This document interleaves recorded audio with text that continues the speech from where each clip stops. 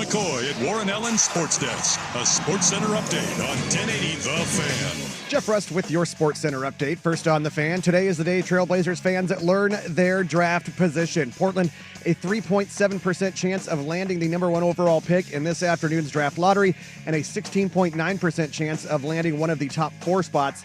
ESPN will have the coverage at 4 o'clock, as will 910 ESPN Portland, before handing it off to the Celtics at the Knicks, who lead that series 2-1. It's a 4:30 tip on ESPN. The Celtics are 6.5-point favorites. In the nightcap from San Francisco, the Warriors looking to even the series with the Timberwolves at 2 games apiece. Still no Steph Curry.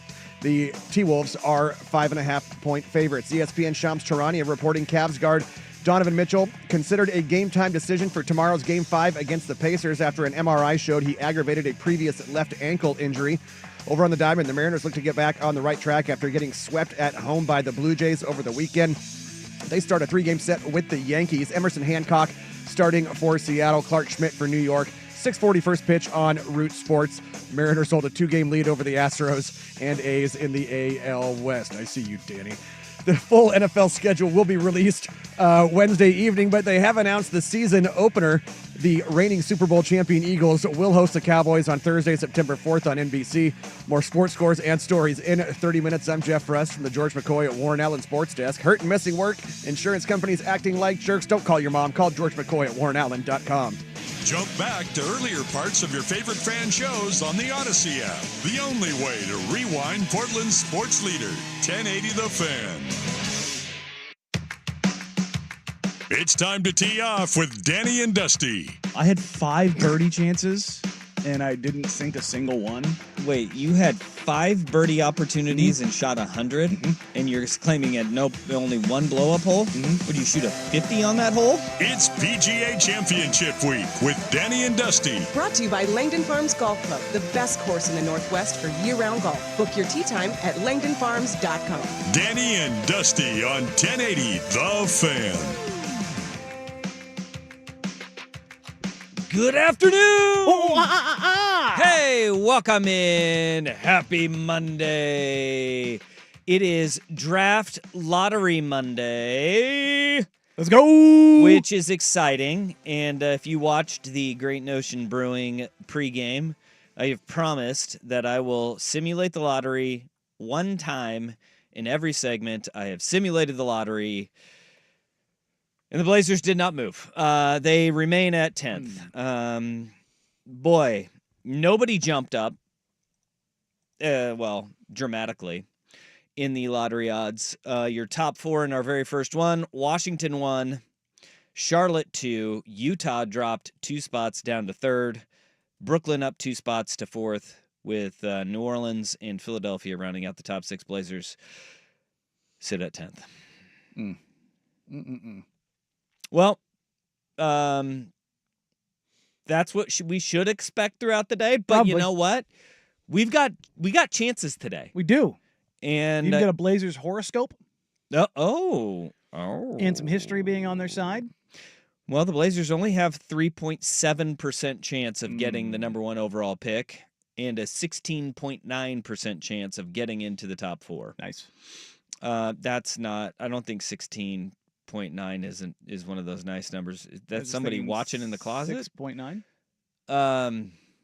Yeah, There's a 1 over there somewhere. I don't know. But the Blazers have a chance today, and you are bringing all the mojo. You're wearing your Blazers hat. You're wearing your Clyde Drexler jersey. I am. You're ready for it. I am. I don't normally don such apparel, but I do have a lot of it. Why then? I mean, ever since I started covering the team, it just feels weird. Yeah. It does feel weird. Yeah. Now, they did encourage us to wear, like, Blazers-adjacent gear at NBC. Doing that okay. show. I was like, what? To games? No. This is doing TV. And shout out to the Blazers. Every year they send us a box full of stuff. Well, that's great. Got some cool swag out of that. Yeah. But yeah, no, I debated. I asked the wife which jersey to wear today. Oh. I was going to go with a Brandon Roy jersey because he was obviously the representative when they won the lottery with Greg Oden. Yeah. He was also when the Blazers moved up for Scoot. So some good mojo there, but he's already had 1 and 3, and I'm like, well, that leaves 2 and 4. And then I was like, well, I could wear LaMarcus, but I was like, we want to wait till LaMarcus comes back into the fold. Okay. And then I was going to go Dame, but I was like, nah, it's still too close. Well, you do have a lot of jerseys. Oh, you almost got a whole starting 5 there. Oh, I've got probably 30. 30 Blazers jerseys? Yeah. Blazers jerseys. Yeah, over the years. Yeah. Wow. Yeah. That's something. When are you going to bust out that Bobby Gross? Ooh. Don't have that, but I do have a TP. Larry I Steele? have two number 30s. I've Yeah. got a TP and a Sheed. Okay. Yeah, CTC. Called I've online. got an OG champion Brian Grant jersey. Oh, nice. That's yeah.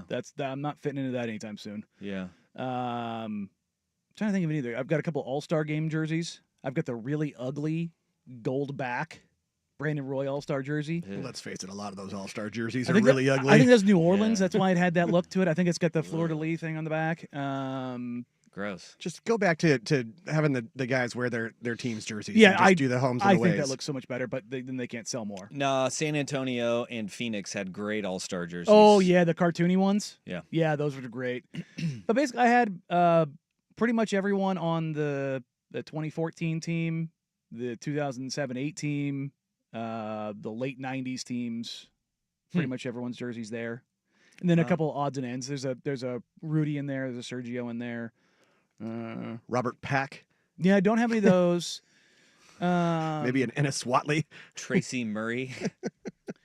Danny Young. I think You there's have- still a Walt Williams in there. You have a Ruben Walt Williams. Boomshade jersey. I loved the Wizard in the high socks. Yeah. That was my jam. Yeah. That's actually what got me wearing high socks. All right. Playing basketball at Pitt. Walt Williams Yeah, did? yeah, he was rocking the high socks, knee high socks. How old were you when you were doing that? Oh, 15. Really? Yeah.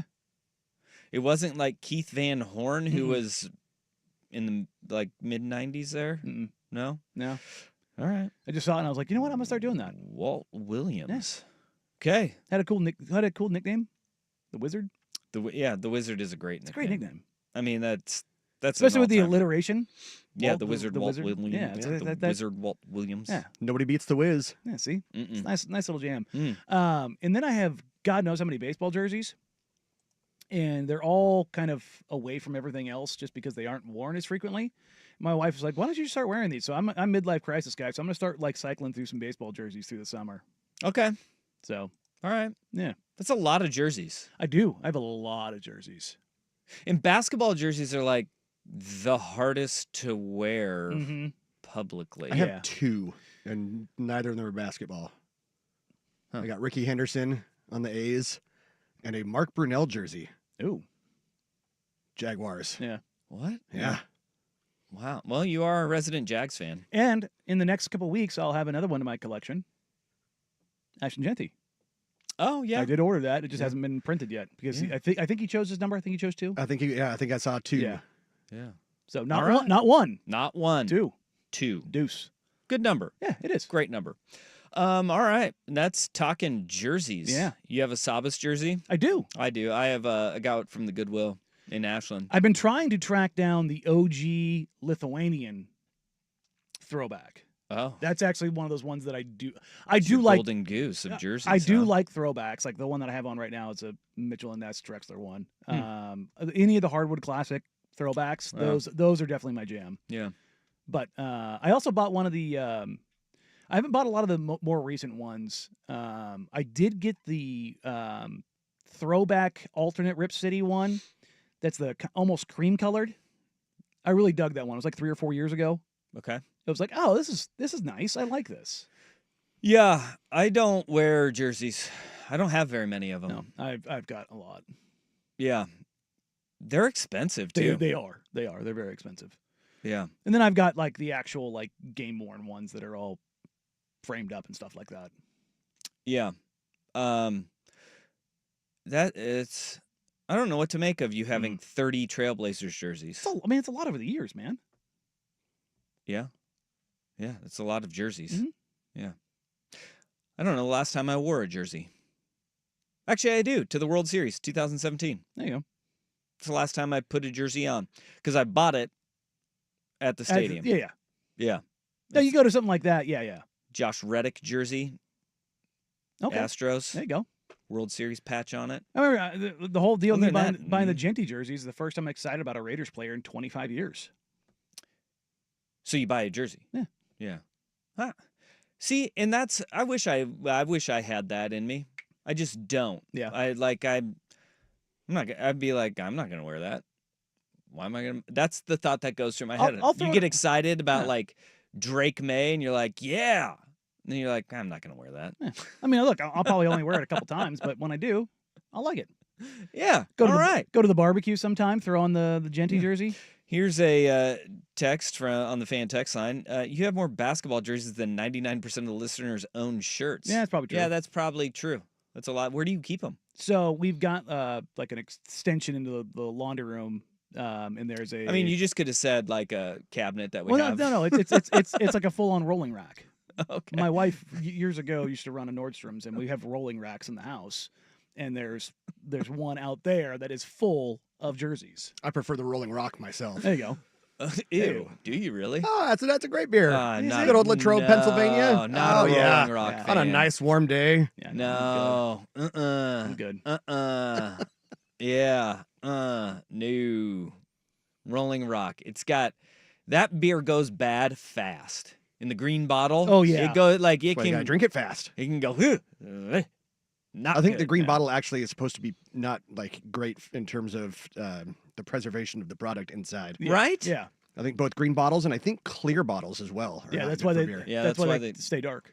Yeah, that's why you have like Budweiser and Michelob and Coors all in the dark and red stripe. Hooray, beer!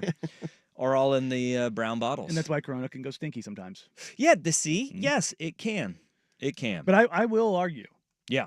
That there is no better summer beer than a fresh, good Corona with a lime. It is so good when it's hot outside.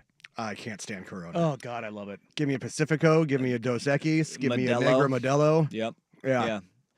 If I'm power ranking my Mexican lagers, I'm with Rust.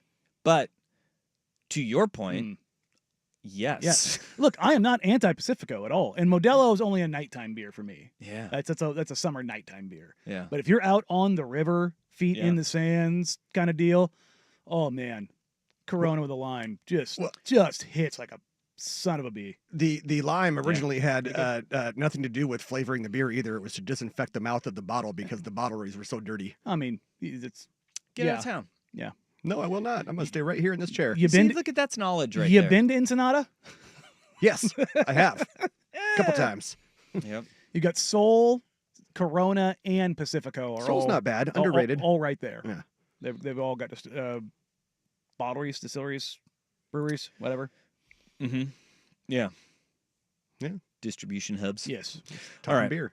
That is talking beer. We got a lot that we need to get to today. It Hopefully is we're lottery popping- day. Hopefully we're popping tops tonight in Yeah, celebration. hopefully we are. Yeah. About 4:10, 4:15. Yeah, I've got a whole butt home.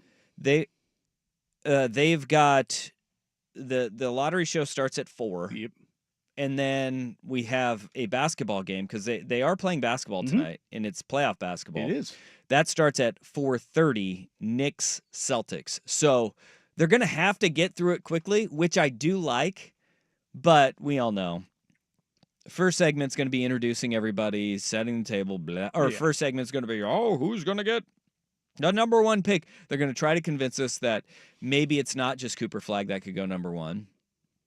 And then we'll get to introducing all the people, and then that third seggy there in that 30-minute show, we're going to get the lottery, and then we're going to get the interview with whoever won. You're gonna get. That's how it's gonna go. You're gonna get through. I think they go to 5, Yeah. and then they break for the top 4. Most memorable lottery night, Mallory Edens. Oh, Yeah.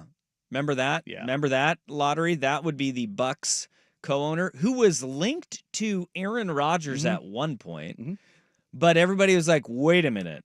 who Who that? is that? Who sent the Isla Fisher clone Yeah. to the NBA draft lottery? And I remember on that show, I was producing Primetime at the time, and she popped up, and I went to twitter.com to see kind of if she was on there. And she had like 500 followers, By the end of that show, 100,000. no, it was like $500,000. Oh, jeez. Like she just went. It was just like skyrocket. Pays to be hot. Yeah, Super helpful. yeah. It was Don't like, who I is know this? it? Who is this person? Yeah. Well, there we go. Yeah. All right. Ton to get to today. We got the NBA draft lottery. We have the NBA playoffs getting all drunk over the weekend. Giannis is officially, unofficially saying, I'm open to potential moves. And then we got some NFL and college football newsies, notesy, nuggies all over the place, including one place, and Jeff Russ pointed this out to me, one place has quite the expectation for Jackson Dart. And I'm not sure what to think of this. But where we got to start this bad boy off, the lottery is tonight. The Blazers have the 10th best odds to land the number 1 overall selection. What does it all mean? Danny and Dusty on the Fan. It's back, and it's sure to sell out fast. Your local Toyota dealers present the 11th Annual Fan Golf Classic at Langdon Farms Golf Club on Tuesday, June 24th. Brought to you by Henderson and Daughter Windows and Doors and Philbrook Law, Accident and Injury Lawyers. Choose from the morning or afternoon round. Visit your local Toyota dealer today. Toyota, let's go places. Also brought to you by Angels Envy Bourbon and 1-800-DIVORCE. Reserve your foursome now at 1080thefan.com. Now, here's a quick look at Portland traffic. On I-5 northbound, still looking at park to slow to heavy traffic as you approach Terwilliger Boulevard over to the Markham Bridge. And a reminder with wet roads, slow down, take your time, and drive with caution. I'm Victor Zaragoza with traffic. Summer is finally on its way, and now is the best time to spruce up your home. Is your bathroom stuck in a time warp? Old windows causing you a headache? Get a serious upgrade with YHIC, your home improvement company, during their Memorial Day sale starting now until May 31st. These guys can really transform your home, and here's how. They've got an unbeatable deal. 50% off your window purchase, plus free labor with a minimum of 4 windows. Let their summer breeze in with a deal that you just don't want to miss. Even better, for your bathroom, you can transform your space up to 20% off on a bathroom remodel. Plus, act now for up to an additional 10% off and free plumbing with qualifying purchases. Imagine turning your bathroom into a spa-like retreat. Act now. Call 503-837-2348 today to schedule your free in-home consultation. Whether it's windows, bathrooms, or both, now is the time. The Memorial Day sale runs now until May 31st, so don't miss out. No money down, no interest, and no payments for 12 months. Let me repeat that. 50% off your window purchase with a minimum of 4 windows, plus free labor or up to 20% off on a bathroom remodel. Act now up to an additional 10% off with free plumbing on qualified purchases. Call 503-837-2348 right now. That's 503-837-2348. You're going to love the difference with your home improvement company. Go to YHIC.com to find out how. Don't wait. The Memorial Day sale ends on May 31st. Call them today and love the difference. This is the story of the one. As a safety manager at a manufacturing plant, he does everything he can to keep his coworkers safe. From finding ways to reduce risks to keeping safety supplies in stock. And for that, he relies on Grainger. Grainger offers a broad range of quality products and next-day delivery, so he can always play it safe. Call 1-800-GRAINGER, click Grainger.com, or just stop by. Grainger, for the ones who get it done.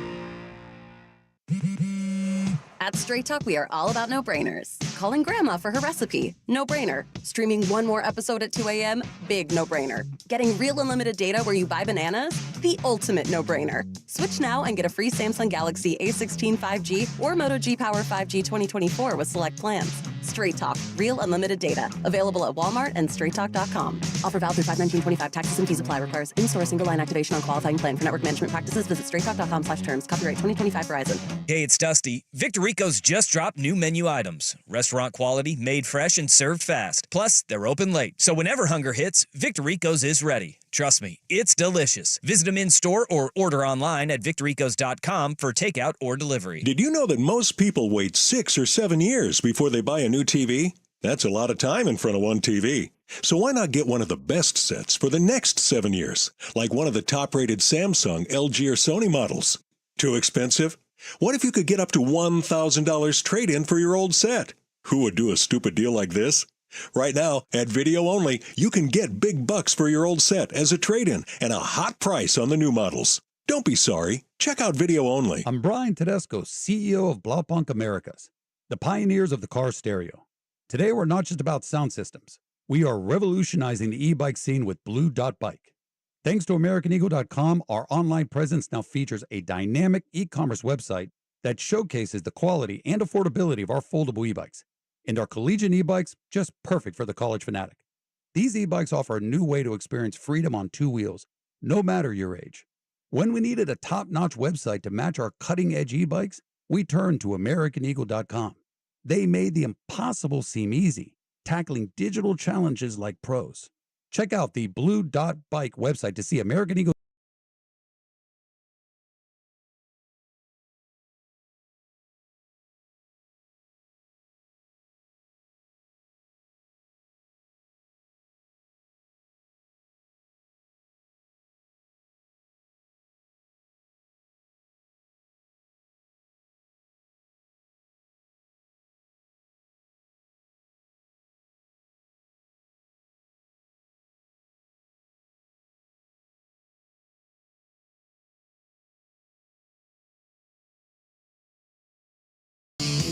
Need to get stitches.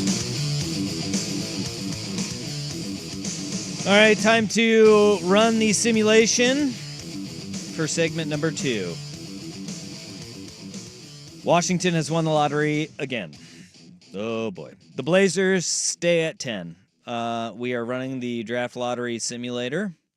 Every single segment of this show, Washington you're just getting it out of the way.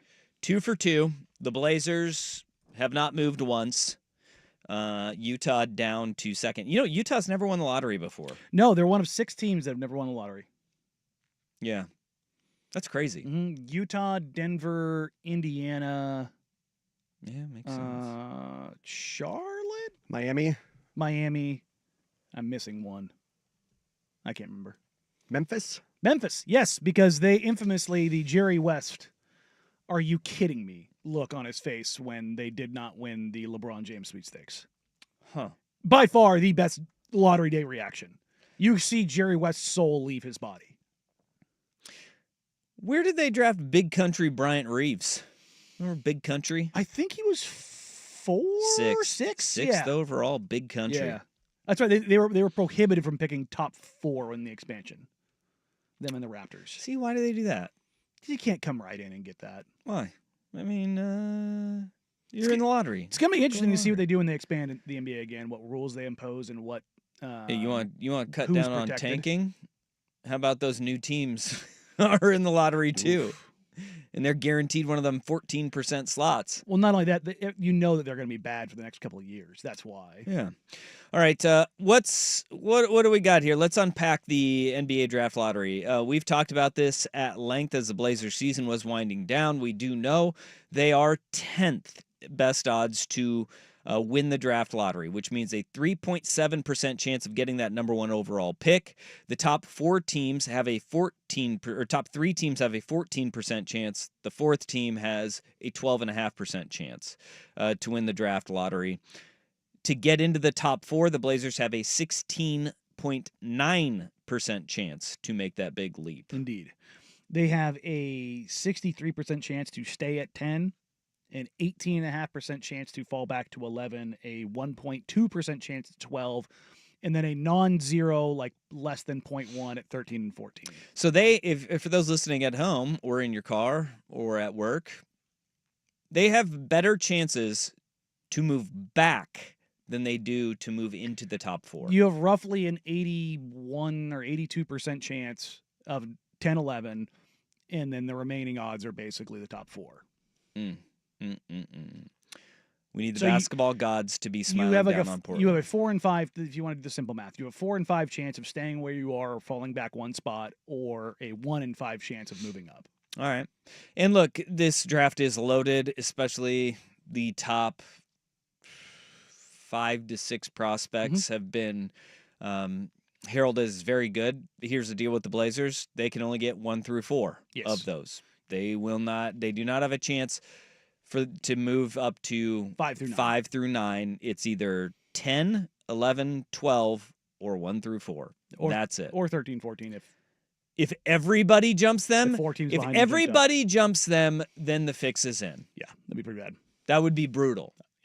11 or 12. I mean, there's like a 0.1% chance that they go to 14. 13 or 14, yeah. And they have a 1% chance at 12. Nah, bro. So.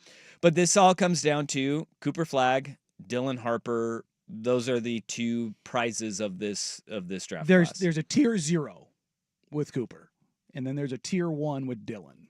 And then you're probably looking at tier 2, but guys that could very easily pop. Ace Bailey, VJ Edgecombe, Yep. Trey Johnson, Colin Knippel. The Knippel slip, that didn't happen because apparently that NCAA tournament made people very excited about Colin Knippel. I know some teams that have him in the top 5.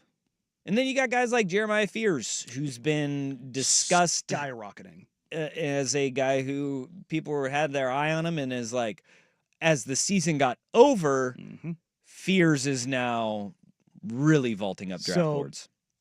The Oklahoma point guard. Edgecombe, Fears, and Kasparas Yakashionis all have very big supporters. Now, it depends on who you talk to about where they believe those guys are.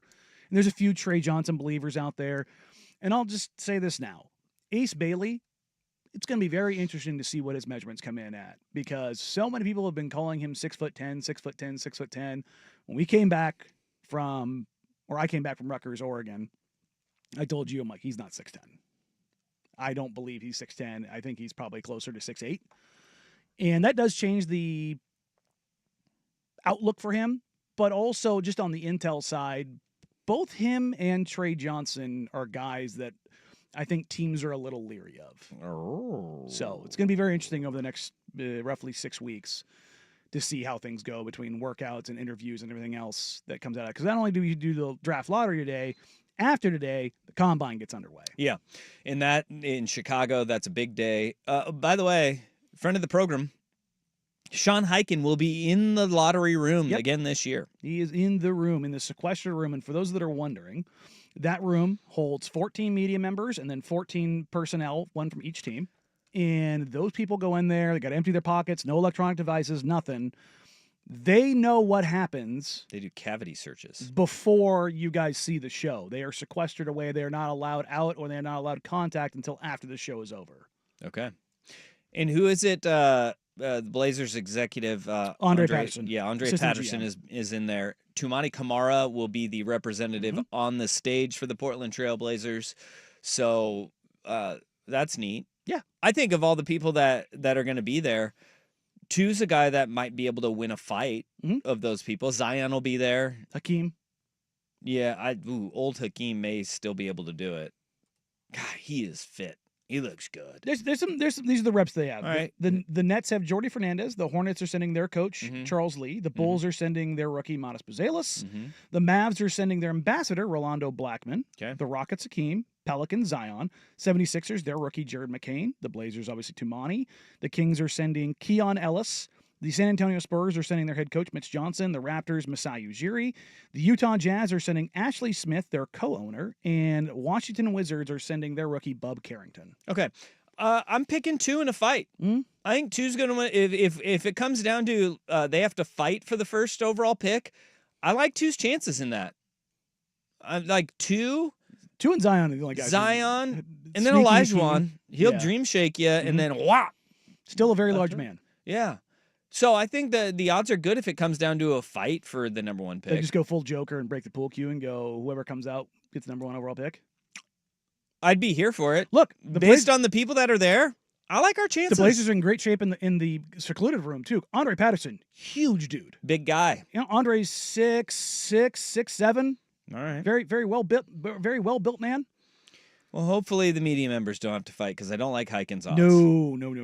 Love Sean as a guy. Yep. Don't think he's going to be getting in any fracases. No. There. All right. Well, there's a lot on the line. I mean, this could be. It's honestly, a monumental day. This will be fireworks in the streets if the Portland Trail Blazers win the number one overall pick because it doesn't look good. It's a franchise-defining moment for whoever gets a Cooper flag. To be honest. All right. Worst case scenario. Obviously, falling back. I have one. The worst case scenario for me isn't if the Blazers fall back. It really isn't. I would be like, you know what? It's going up to 4? It is what it is. No, not even that one. That one wouldn't be great. But also, at least you could package that with the trade. And I said this at the time. The part that would just absolutely rip my heart out is if the San Antonio Spurs or the Phoenix Suns, meaning Rockets, the Houston Rockets, because that pick's going to Houston, if either the Spurs or the Rockets jump up. Because at the All-Star break, when the Blazers made the decision to go for the play-in game, that was it. You definitely weren't going to catch the likes of Philadelphia and Brooklyn, who finished with 24 and 26 wins. There was a very unlikely chance you were going to be bad enough to catch the Toronto Raptors, which finished with 30 wins on the year. But there was that striking distance of, if 8 or 9 end up winning the lottery, that to me is the worst case scenario. Because those 2 spots were in your sights. That's fair. I would just absolutely hate to see the 76ers win the lottery. Yeah. That would make me sick. Yeah, well, that would be good. It would not be good. No. If you think of it, like, how crazy would it be? Houston wins the lottery via Phoenix. Yeah. Oof. And they get Cooper Flag. Boy. Yeah. That team gets scary. Very quickly. Very, very quickly. Mm-hmm. And that leads us to, there could be several dominoes to fall. Mm-hmm. And today, Shams Charania, ESPN, said what? Oh my gosh, the biggest breaking news of all time. What had already been leaked and we already knew from a distance. He's got an update on Giannis, and there could be movement across the league. First is Rust with the SportsCenter update. This is a PGA Championship Week edition of Danny and Dusty. Brought to you by Langdon Farms Golf Club. Now, from the George McCoy at Warren Allen Sports Desk, a SportsCenter update on 1080 The Fan. This update brought to you by Vulcan Design and Construction. Check out their award-winning outdoor living designs or schedule your free design consultation at vulcandc.com. First on The Fan. Today is the day Trailblazers fans learn their draft position. Portland, a 3.7% chance of landing the number 1 overall pick in this afternoon's draft lottery, a 16.9% chance of landing in the top 4. ESPN will have it at 4 o'clock, as will 910 ESPN Portland. That's before handing it off to the Celtics at the Knicks, who lead the series 2 games to 1. 4:30 tip on ESPN. The Celtics are 6.5-point favorites. In the nightcap from San Francisco, the Warriors looking to even the series with the Timberwolves at 2 games apiece. Still no Steph Curry. The T-Wolves are 5.5-point favorites. ESPN's Shams Charania reporting Cavs guard Donovan Mitchell considered a game-time decision for tomorrow's Game 5 against the Pacers. This after an MRI showed he aggravated a previous left ankle injury. The Mariners look to get back on the right track after getting swept at home by the Blue Jays. They start a 3-game set with the Yankees this evening.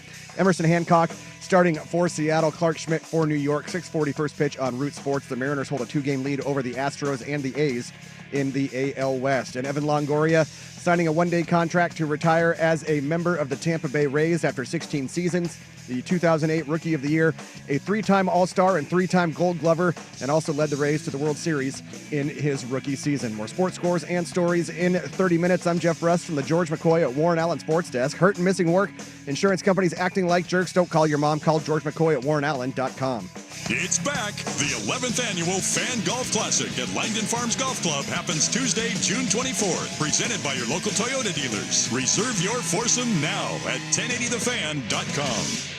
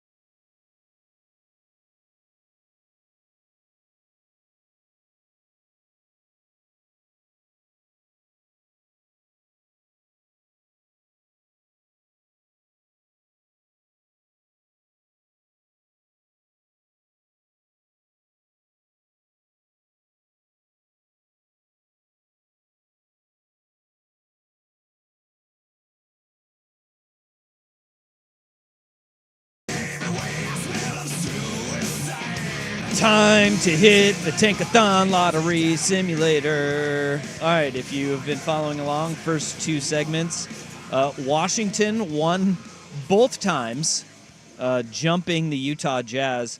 The first time we had three teams kind of shuffle and switch spots. Washington moved up and leapfrogged Utah, which has the best odds because they won 17 games and were god-awful. The last time we hit the lottery simulator, Washington and Utah, the only two teams to move. Nobody else moved up or down. Time number 3 is, look at that. The Toronto Raptors move up 6 spots to get the number 1 pick. Gross. The San Antonio Spurs move up 6 spots to get the number 2 pick, which could have been the Portland Trailblazers. And then the Charlotte Hornets and New Orleans Pelicans go 3-4, with Utah and Washington dropping out of the lottery. The Philadelphia 76ers in this, because 2 teams jumped up, they lose their first-round pick, which goes to Oklahoma City. Do we love to see that? Yeah, not really, but...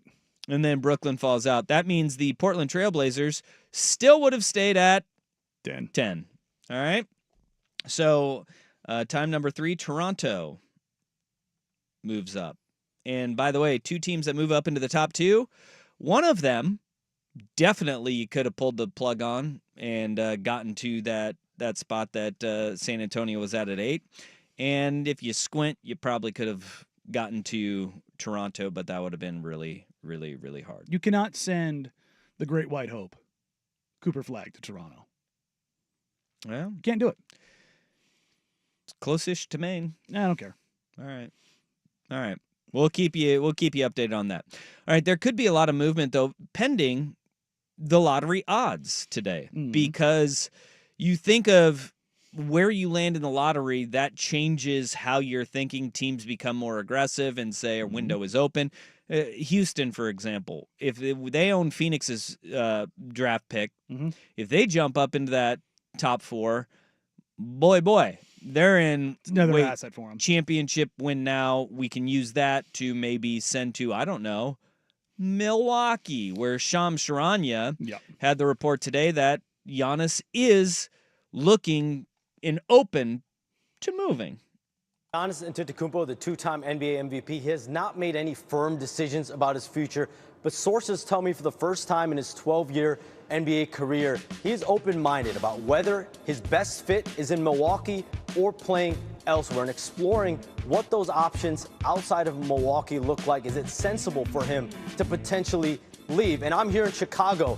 This is the summit of Giannis Antetokounmpo. All 30 decision makers are descending upon this city now. Agents all in town. There's going to be plenty of natural, substantive conversations that are going to be taking place here.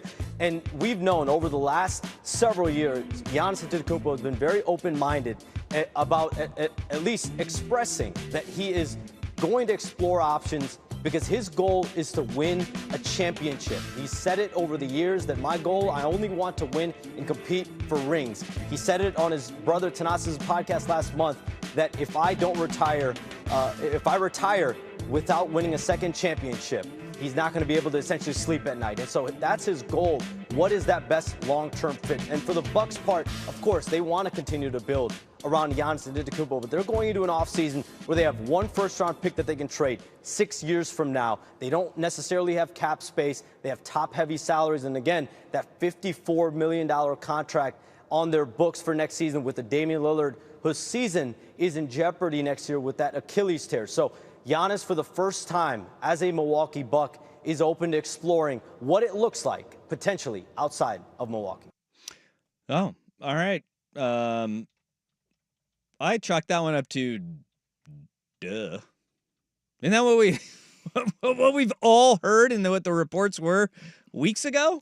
Look, this is real quick, just rack your brain. Anytime a player has been linked to possibly exploring their opportunities, have they not gone somewhere? Largely, yeah. Largely they do. So, I mean, remember though, we've also had, well, he could be on the move and he doesn't go that year, but he goes the next year. I don't think Giannis is going to take his time. Yeah. I don't think it. This is step 1 of the 13-step playbook of setting the groundwork so John Horst can trade him. because it has to get to the point where even though you can't publicly demand a trade, you can't do that anymore. You get fined, all that kind of stuff. John Horst, like Joe Cronin, can't trade a franchise icon preemptively. Yeah. Can't do it. Well, Milwaukee doesn't have a first-round pick this year. That's going to Brooklyn. Mm-hmm. So they need assets, and they need them in a big way. And then they only control one pick between now and 2031. All of their future picks are really going to Portland. Portland and New Orleans. Yeah. So that is something to keep an eye on. And look, the lottery odds, this is where once the draft order is set, teams start making moves, wheeling and dealing. You understand kind of what it's going to be. And the conversations start at the trade deadline. They pick up here at the combine, and this is when the frameworks for deals start coming together. If you remember the Denny Avdia trade, I reported after the trade that the Blazers and Wizards got close on a deal for Denny at the trade deadline last year. Not the one we just had, but a calendar year ago. But because that Warriors pick that they had at the time had the potential to move up, it could have been worth more. And the Blazers, they made that trade before the draft, knowing at pick 14, there wasn't somebody there. They're like, oh, we're going to really miss out on that guy. Yeah. Based on their understanding, their intel, and their beliefs kind of going forward. So they make that trade. But it came about because of the framework that already was pre-existing. And that's what ends up happening here, is that these guys, all these executives are going to spend the rest of this week here in Chicago. And yeah, they're going to be watching these guys go through scrimmages, and they're going to see the measurements, and they're going to have their private meetings and interviews, and they're going to meet with agents, and all that stuff is going to happen. But they're also going to have hey, are you interested in this? Yeah, okay, let's maybe kick that around a little bit more. And everybody returns back to where they are, and you start kind of putting loose frameworks together once you have a general understanding. And that was part of the Drew Holiday trade. Mm-hmm. That Milwaukee, and by the way, it went New Orleans to Brooklyn via Milwaukee. Mm-hmm. Like that, it is all part of Milwaukee gave up their first round pick this year to acquire Drew Holiday, and it goes to because they gave up 3 firsts in that deal. Yeah. All right. Well, that is, and look, this is where once that draft order is set, if we just ran the draft lottery odds. If Brooklyn all of a sudden starts seeing themselves drop, like we just ran the lottery odds, they went from 6 all the way down to 8. Mm-hmm. This is where they got 4 first-round picks this year. They could be sitting there going, all right, we're going to start wheeling, dealing. We want to move up and see if anybody up there is willing to say, hey, you get a couple more assets. You're not in that position to win right now. We want to get a couple good players. Not that Brooklyn really has much room to talk, but it's assets that you can start trading moving forward. And again, we're talking about Giannis Antetokounmpo. Number one, you have to take a look at what would Milwaukee prioritize in a rebuild. And there's a couple different paths here. One is getting your own picks back, which means looping either Portland or New Orleans into some transaction. Number 2, do you want to see Giannis in the same conference? Probably not. So that cuts the East out of the equation. Now, if somebody from the East pops up and Miami keeps pumping, well, they could maybe do it. No, they can't. The Miami Heat cannot trade for Giannis Antetokounmpo. They can't. Even if they gave up everything. I'm talking Hero, Bam. Even then, I don't think Milwaukee's listening. That's not the package that you want for Giannis because the pick capital is not going to be that great. So you're looking at the West, and that really boils it down to 3 teams. Oklahoma City, San Antonio, Houston. Those are probably the 3 teams that you're looking at right now. Now, could a dark horse contender come out of somewhere and offer up everything that's not nailed down, or actually everything? Sure. Could Orlando find their way to work themselves into this? Maybe. But from my discussions and my understanding of things right now, if he's going to ask out, he wants to go to a big market, and that limits it to really just Houston. Now, I don't think that the Bucks are going to do him dirty. I think they're going to, if they make a transaction, they're going to do the same thing the Blazers did with Dame. Well, initially the reports were that he wanted to go to New York, right? He wanted to go to the big city. And boy, that'd be one way to get all of your picks back from Brooklyn. They have 0 picks in this draft, by the way. They have they've got a second rounder from Detroit that they have in this draft. Yeah, they have almost no draft capital, and they are tapped out financially for the Bucks. So, but Brooklyn doesn't have anybody that they can really send on their roster. No, I mean you're talking like Cam Johnson and Nick Claxton. Like that's where I'm like the whole idea. It's very much like again, I love Dame, but like him wanting to go Miami, they never had the capital to do it. Yeah. Like even if they went all in, I don't think, unless Bam was included. I'll tell you what, that defeats the purpose. The turn of Miami fans on Tyler Hero has been something over the last week or so. Well, yeah, when you have 4 points in a closeout game, that'll happen. Yeah. But Hero was very good this year. He was. He was good. Yeah, he was very good. But the idea that Pat Riley's press conference on Friday didn't have the fire and brimstone. Pat's lost the fastball. Kind of disappointed. Well, I mean, what are you going to say at this point? He did say changes are coming. So, but okay, we'll see it. All right. 503-864-6326. That is the fan text line. The NBA draft lottery coming up. It is currently, we have 3 hours, 12 minutes, and 17 seconds until the NBA draft lottery pops off. Coming up next, we will pivot briefly from the NBA and the draft lottery to something that popped up over the weekend that raised an eyebrow and got a little bit of attention. Danny Dusty on the Fan. Check.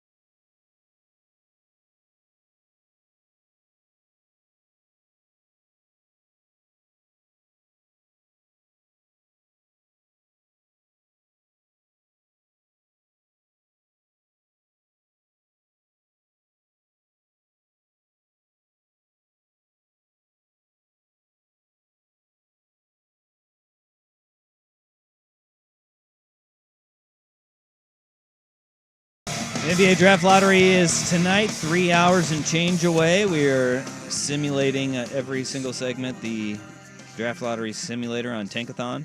Washington has won twice. Toronto's won once so far. And, oh dear Lord, the Spurs won this time. Dun, dun, dun, dun.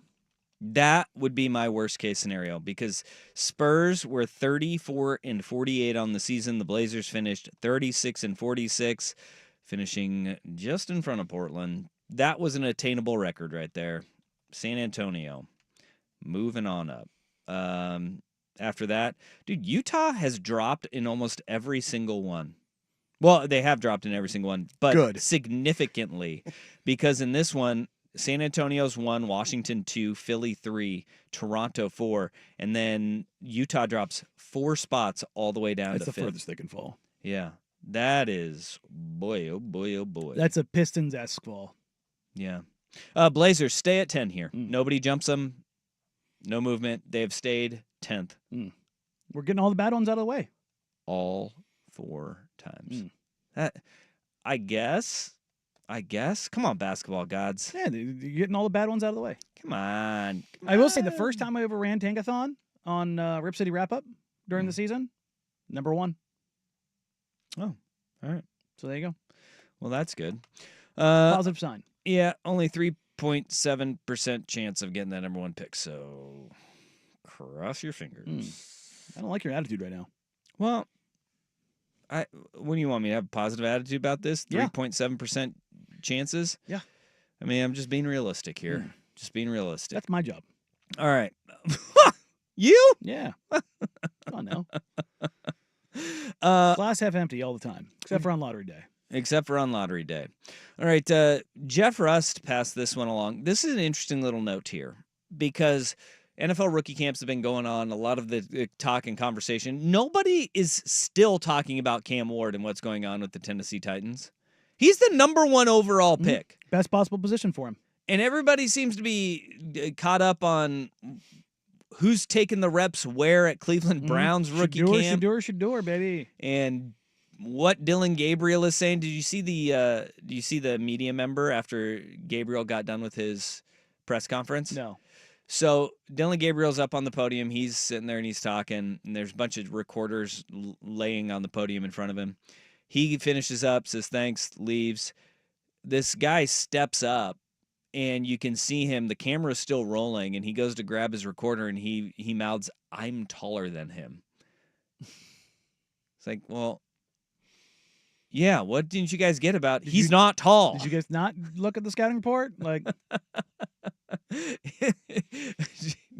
duh, yeah, buddy. that's the thing. That's why he fell, is because he's very small. He's not tall.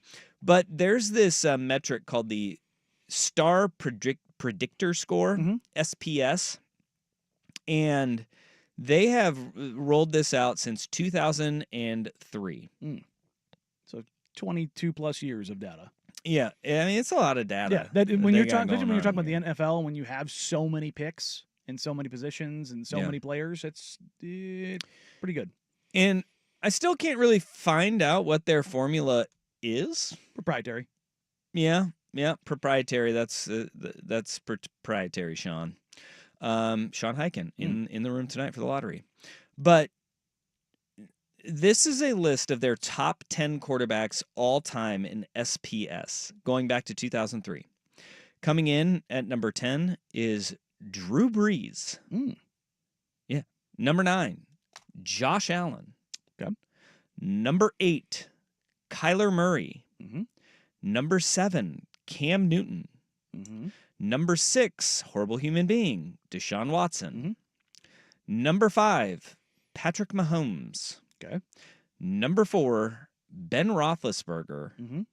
Number 3, Jalen Hurts. Okay. Number 2, Lamar Jackson. These are all really good. Yeah. And by the way, Lamar and Jalen Hurts both getting 99s. The only quarterback since 2003 for the Star Predictor Score is Jackson Dart of the New York Football Giants. Interesting. Do we know what feeds into this formula? I know we don't know the formula, but do we have any indicators of what feeds into it?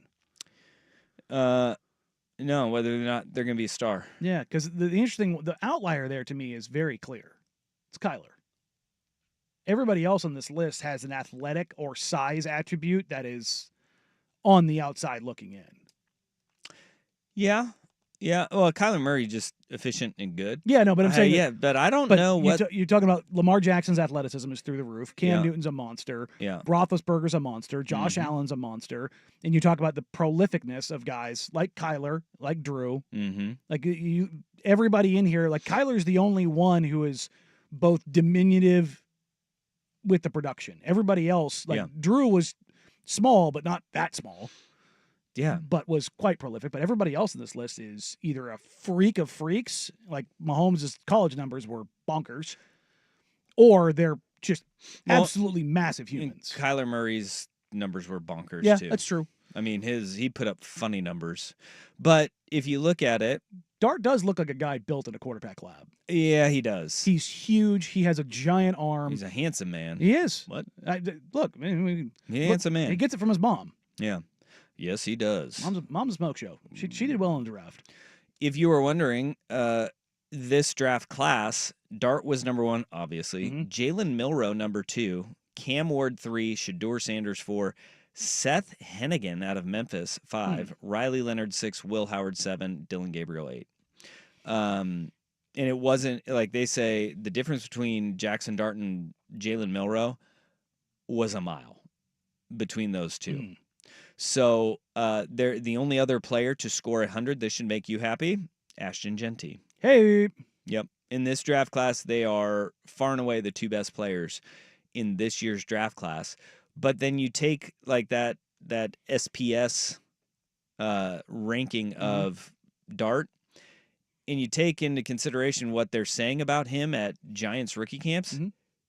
Dude is dotting guys up left and right. Apparently, he has been wildly impressive with New York through the mini camp. They're setting the groundwork to start him day one.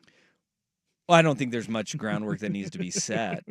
I mean, because do you really need to set the groundwork when you're like, hey, we either start the rookie or Russ and Jameis. Russell Wilson getting Russell Wilsoned would be pretty poetic. You bring in the hired gun, and then all of a sudden it's like, no. You we're get gonna into go with this camp and guy. you go, yeah, no, Matt Flynn, take a seat. Yeah, they're hyped up about Jackson Dart in New York, and SPS, the star. I chuckle at just even the name of it. The star predictor score has him number 1, and it's not even close. But when I looked at it, the only part that really pops out to me is how many of these guys, their top 10 are all really damn good. There's nobody in there that is like a bump. Even Kyler Murray, he's a good. starting level quarterback in the NFL. Yes. He's just not the number one with a bullet. But that's the thing about Jackson Dart. He is 1/25. He's a 25th pick. He was their 2nd pick in the first round. Like, if he ends up being a dude, an above average starter, it is a home run of home runs. And what Joe Shane said, we played the clip on Friday of them doing the deal. If this works out like we think it's going to, no one's going to give a damn about a 3rd round pick. Nope. Because they gave up the extra 3rd next year. Yep. And Jackson Dart could be that guy. When your job's on the line, that's what you do. And then everybody's going to be like, well, what was Lane Kiffin's problem? He had that quarterback, and they still couldn't even make the playoff. Well, I'd say Ole Miss was pretty damn good. They were really damn good. They also lost the number 1 running back in the country in the transfer portal at Ohio State. Mm-hmm. Yep. Quinshon Judkins. Pretty good. All right, let's get to the NBA playoffs. They play off so hard over the weekend. There's a lot that... Up, down, everywhere in between. Golly. Some of the worst basketball I've ever seen in my life in the Denver OKC series. Oh, I was like, wait, which series do you want to talk about? Do you want to talk about the 80-39 first half score of Indiana Cleveland, or the OKC Denver series? Just as that's it. Just the series. Yeah, because the series itself. That's weird. Boston making threes. Well, getting finally, on the board. finally holding on to a 20-point lead. The Timberwolves barely eking by this Curryless Warriors. Yeah. I mean, we got a lot that we got to get to. There's a lot. And there's basketball today, too, as can the Celtics even up the series in Madison Square Garden? Danny and Dusty on the Fan. Hey, it's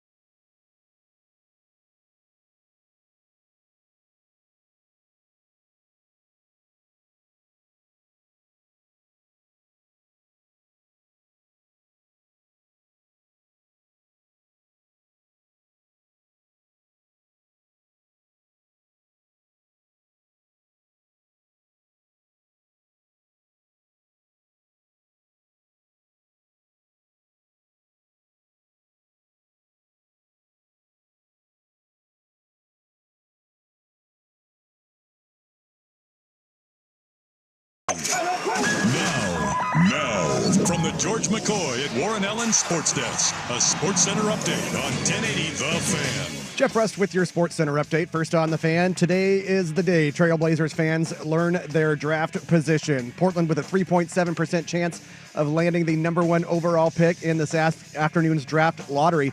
A 16.9% chance of landing any one of the top 4 spots. ESPN will have it all at 4 o'clock, as will 910 ESPN Portland. That's before handing it off to the Celtics at the Knicks, who lead that series 2-1. 4:30 tip on ESPN. The Celtics are 6.5-point favorites. In the nightcap from San Francisco, the Warriors looking to even the series with the Timberwolves at 2 games apiece. Still no Steph Curry for the Warriors. The Timberwolves are 5.5-point favorites. ESPN Shams Charania reporting Cavs guard Donovan Mitchell considered a game-time decision for tomorrow's Game 5 against the Pacers after an MRI showed he aggravated a previous left ankle injury. The Mariners look to get back on the right track after getting swept at home by the Blue Jays. They start a 3-game set with the Yankees this evening. Emerson Hancock starting for Seattle, Clark Schmidt for New York, 6:40 first pitch on Root Sports. And the full NFL schedule will be released Wednesday evening, but they have announced the season opener. The reigning Super Bowl champion Eagles will host the Cowboys on Thursday, September 4th on NBC. More sports scores and stories in 30 minutes. I'm Jeff Rust from the George McCoy at Warren Allen Sports Desk. Hurt and missing work, insurance companies acting like jerks. Don't call your mom. Call George McCoy at warrenallen.com.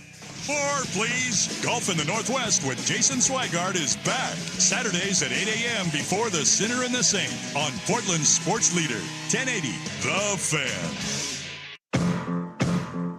This week, the second major of the year heads to Quail Hollow in North Carolina. I got the golf bug. Okay, good. I got the golf bug. I got, membership and keeping track of my handicap. And oh, you are a gin member now, huh? This is a PGA Championship Week edition of Danny and Dusty. Brought to you by Langdon Farms Golf Club, the best course in the Northwest for year-round golf. Book your tee time at langdonfarms.com. Danny and Dusty on 1080 The Fan.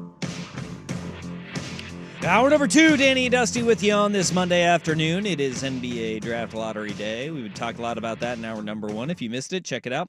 The Audio Vault is ripping and roaring. Russ gets every hour back up on the Odyssey app or at 1080thefan.com as quickly as he can. We have been simulating the lottery throughout the course of the show. 4 Seggies in. Washington has won twice. Toronto has won once, and San Antonio has won one time. The Blazers have not moved. They have the 10th best lottery odds. I've just run the numbers again. Charlotte winning the NBA draft lottery. Cooper Flagg staying in North Carolina. Oh boy, that would be terrible for the NBA. Not great, Bob. Yeah, every single time the Utah Jazz have fallen. Twice now, they have fallen 4 spots to 5th, which is the most that they could.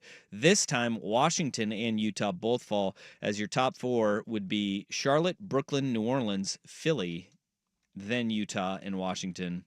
No movie by the Blazers. All right. And by the way, the last one was the one that you'd probably upset a lot of Blazer fans because San Antonio won it. Wah, wah, wah. Which is, that would have been a very feasible place for them to be drafting with the 8th worst record in the NBA. But they didn't have that. Gross. No, they didn't. All right, let's talk a little bit of basketball that happened over the weekend. Where do you want to start? Because every series played since the last time that we took these airwaves. And as we look at the NBA's playoffs right now in the Eastern Conference semifinals, we got 2 games tonight, 4:30 in Madison Square Garden. Game 4 between the Knicks and Celtics. New York holding a 2-1 series lead as they lost at home to Boston. We also have Timberwolves Warriors with Minnesota up 2-1. Let's start at the back and work our way forward. Let's talk. Right. Not the least interesting, but the one with the least amount of stakes so far, because it's 2-1 with Boston now getting a game in a series against the New York Knicks, and they rained down threes, and Jason Tatum wasn't even that good. No, they didn't need him to be that good, though. Only 22 points, showed up to the game in overalls and Timbs. You see that? Yeah. Is this, though, like, this Boston team, it's what we thought they were going to be is what we saw in Game 3. Throughout this playoffs. It was a championship caliber team.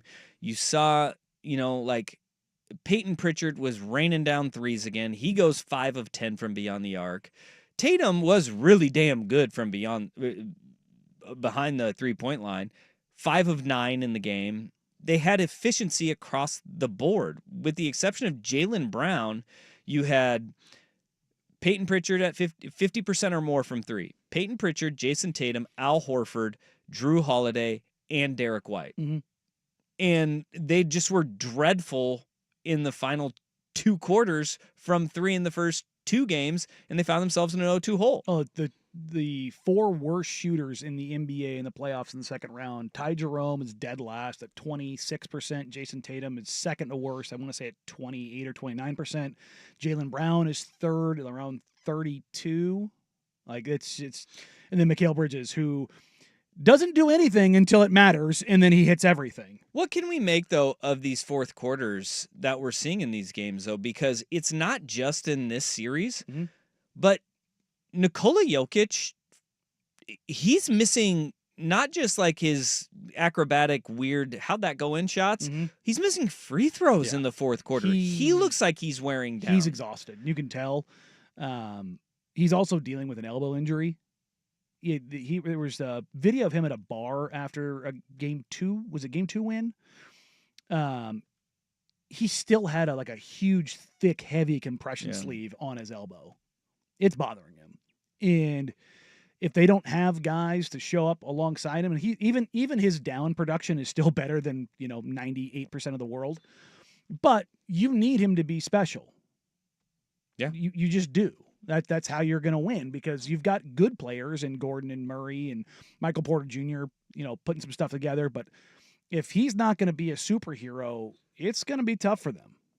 That's the real thing. Is that you look up and down the teams that have the MVP candidates, whether it's SGA, whether it's Jokic or Tatum. Like, you look at these teams, man, and none of them are playing otherworldly.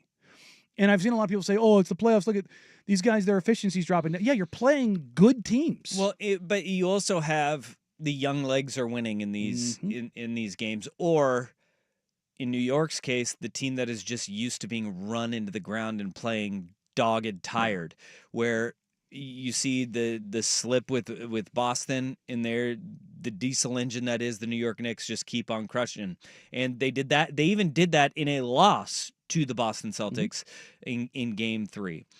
But you look at the difference between Anthony Edwards and Jimmy Butler in the fourth quarter of Game 3. Ant Edwards goes 4 of 6. Jimmy Butler is going 1 of 7 and just looking like he is nothing in the paint, taxed out. And that was the thing, is like with Jimmy and Steph, you had 2 guys who were 90% of what they were. Still all-time greats, but they could take turns and not have to shoulder all of the burden. And you're seeing, I think, that wear on Jokic, where he's having to shoulder all of the burden. Yeah. And when Tatum has been bad and the other guys aren't picking it up in Boston, you're seeing that. In Cleveland, you've got guys injured, and all of a sudden guys that were supposed to be able to take up burden, Ty Jerome, DeAndre Hunter, can't. No. And it's been really interesting. You know who the top 4 minutes played are in the playoffs so far? No, I can assume that like Josh Hart and Jalen Brunson are going to be up there. The only one in the top 5 that's a Nick is OG Anunoby. Oh, really? The top 4, Jokic, Murray, Porter, Gordon. Yeah, and that's total minutes played. Total minutes played. Well, you go. I'm sorry, not Porter, Brown. You go to Game 7. Yeah, that'll do it. But I mean, but their minutes are drastically more than those. Like they are playing. Those 4 guys are basically playing 44 minutes a night. Yikes. And at some point in time, you do think it's going to catch up to you, especially in this game where they were atrocious. It was a 36-hour turnaround. They should have had, the Nuggets and Thunder should have played the late game. They should have played the late game. Yeah, that's some dirty scheduling. Chuck mentioned this in the broadcast. Like that's the NBA doing them dirty, where you play late and then you play early with 1 day's rest. Like that's not at altitude. That it's not a fair turnaround. No, and it was a horrid product. Yeah. That quarter of basketball was the worst quarter of basketball I've ever seen. It's the lowest scoring quarter in NBA playoff history. 25 combined points. In that, you could tell they were tired, Mhm. and you could tell that this is also the point in the series where the feeling out process is over. It's over. It's your best punch versus the other team's best punch. Did you know those teams started to combine 1 of 32 from 3? I did know that because I was watching the game, and what 16 is what Denver started, was, and they were 1 of 16. OKC was. and then Russell Westbrook of all people is the guy who hits the first 3 for Denver. They had 2 made field goals in the first quarter. Dog. Yeah, one of those bricks cracked my TV screen. Yeah, it was. I mean, it was horrendous. Because both teams also are forcing the other one outside and saying, "Fine, beat us from beyond the arc." And guess what? Pretty good game planning there, because neither one of them had the ability to do that. No. Neither one of them had that series is even at 2 apiece. By the way, Denver and OKC. That's going to be a bloodbath. That's going to go 7. It's going to go 7, and I don't know which way it's going to fall. No, there's going to be one game in here that's going to swing this whole thing, and somebody's going to go get momentum going into Game 7, and that's going to decide it. But I feel like we're all going to say, no, this is the game. And then the very next one, it's going to be like, well, that was wrong. Yep. That's the thing is OKC can do what they did in their first win, which is just obliterate. 87 points in the first and half. You're just like, oh. Yeah. Like Denver doesn't have as many answers, particularly if Jokic isn't going to be superhero. Then it gets real thin. But that OKC team still plays scared. They're still there was a point in that game where they could have lost it. Boy, it feels like they're missing that guy. SGA is a damn good basketball player. Bonafide dude. But it takes a little bit of crazy in, that stupid term, you got to have that dog in him. But it takes that little bit of, and Steph has this in spades for Golden State, which is, nope, I'm going to take over and I'm going to make it happen. And he doesn't have that in him where you see he's trying to, and it just isn't clicking every game. Ant Edwards has it too much. Yes, he does. Where he's got delusion. They don't win that game without him going off in the second half like he did. But the first half, I didn't know what the hell he was doing. Yeah. It was just like, what are you doing here, dude? What's going on? I'll tell you what, though, there's one guy who knows what the hell he's doing, and that's Tyrese Halliburton and those freaking Pacers. Yeah. 80-39 was the halftime score. Oof. And the Cavaliers came out, they played 3 injured guys, and they ended up peeling off a win over the weekend. And then you saw Indiana just go, no, enough is enough. And you saw that those guys aren't healthy. And then Donovan Mitchell goes down, and he gets hurt. Move. And he has got a left ankle injury. Dude, it's over for Cleveland. Yeah. If Don's that dinged up, and Darius is dealing with the toe, and Mobley's dealing with the ankle, and Hunter's dealing with the thumb, it's like that series sits at 3-1 as they head to Game 5. That series over. Put a fork in it. Unfortunately, it's done. I think the bigger question becomes: can the Indiana Pacers win a title? No, I don't think that they're like title contending team. They're really good. Let's. But if Cleveland is healthy, are we having that conversation? No, we're not. We're not. But the Pacers aren't just beating them; they're beating the living crap out of them. And with three of their 4 best players are hurt. Now all 4. Yeah. I know they can beat the Knicks, the Pacers. Yeah. I know they can beat the Knicks. Let's roll this forward. If Denver or Minnesota comes out of the West, because OKC is a different animal because of how deep they can be. I think Indiana can beat either of those teams, because Minnesota, I don't trust as far as I can throw them. And as much as I trust Jokic, I don't trust the rest of those guys. Meanwhile, look at Indiana. There's a lot of guys on that roster I trust. Yeah. It's an interesting thought experiment. But if Boston wins tonight, they even that series up. I'm taking Boston 10 times out of 10 over Indiana. And because we could also already look at, dude, they were down 0-2 and they won that series. If doesn't happen often. No, it does not. And now you could see them, especially when that 0-2's at home. Woof. But so that is still up in the air, and a lot's going to be determined on that one, because if they're down 3 games to 1. Did you see the Knicks stat? No. in the playoffs last last 2 years? There have been a lot of Nick stats. 0-8 on ESPN, 7-1 on TNT. That's a hell of a stat. Right? Games on ESPN tonight. I was like, huh. Interesting. Like, well, Bristol, Connecticut, Boston. Yeah, that makes sense. Oh, so we got like a Buffalo Wild Wings overtime situation here? Little fixes in situation. Yeah, they push the button and... I'll tell you what, right now, Scott Foster and Tony Brothers had some fixes in this weekend. Holy crap. Yeah, not great officiating, Bob. Yikes, dog. I was like, I liked it a lot better when you guys weren't officiating games. That's for damn sure. Why is Scott Foster still getting playoff games? Because he knows where the bodies are buried.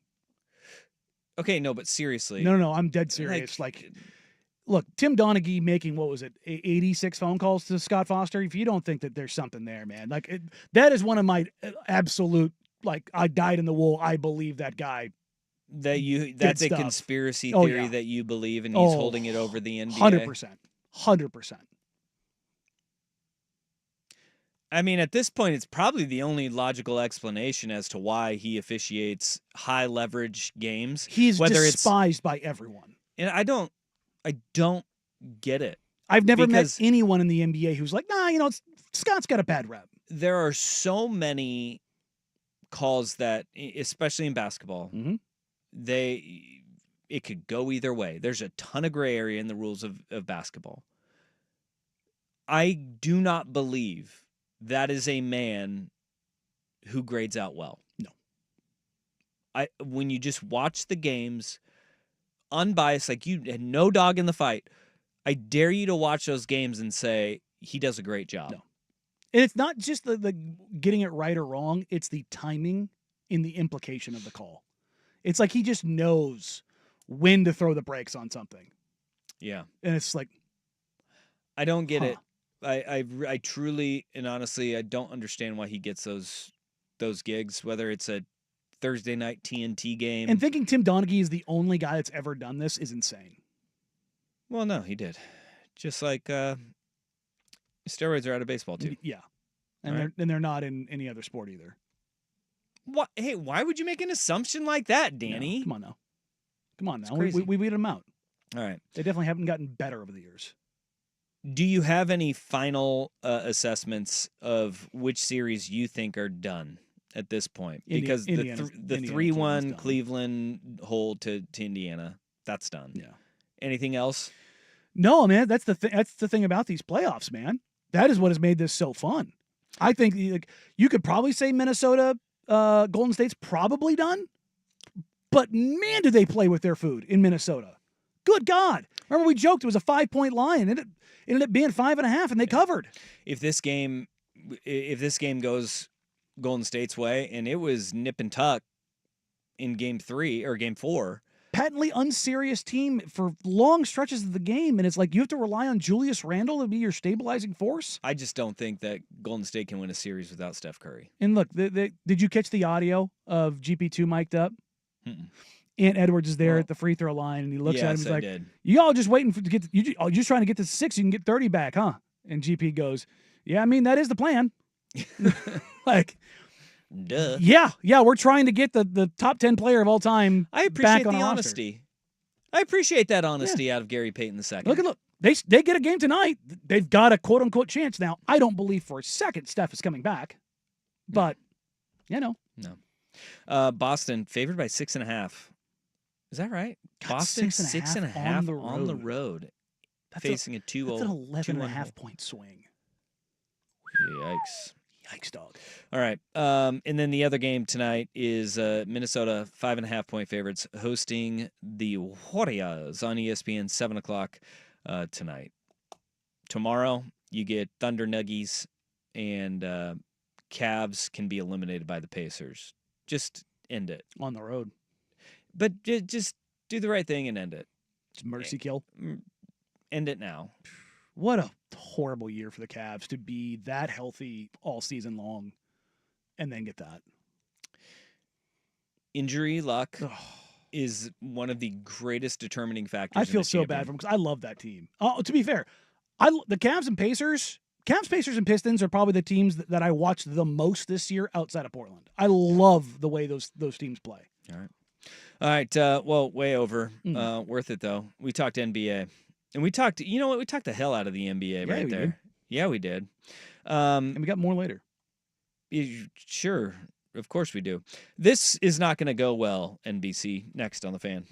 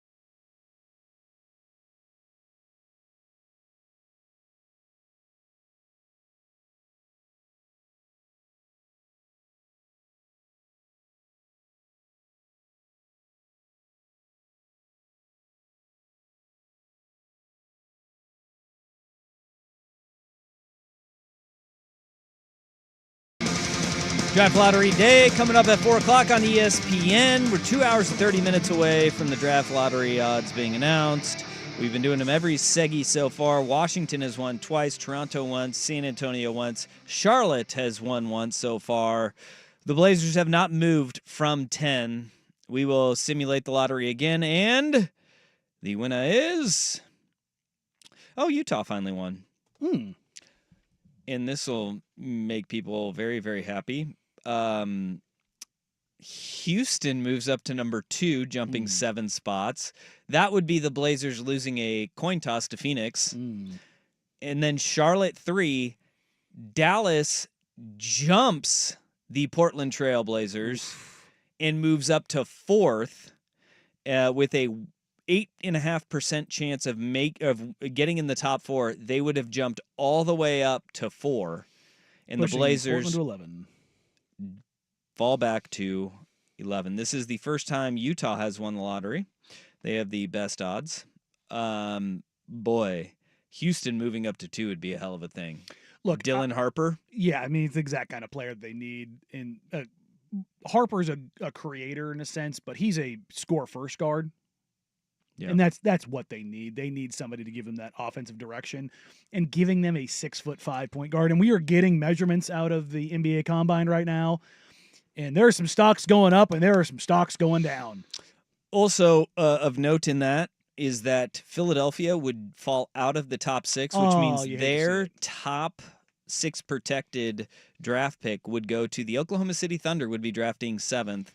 So if you're following at home, that would be your 2 top teams in the Western Conference would be drafting 7th and 2nd. Don't see that too often. No.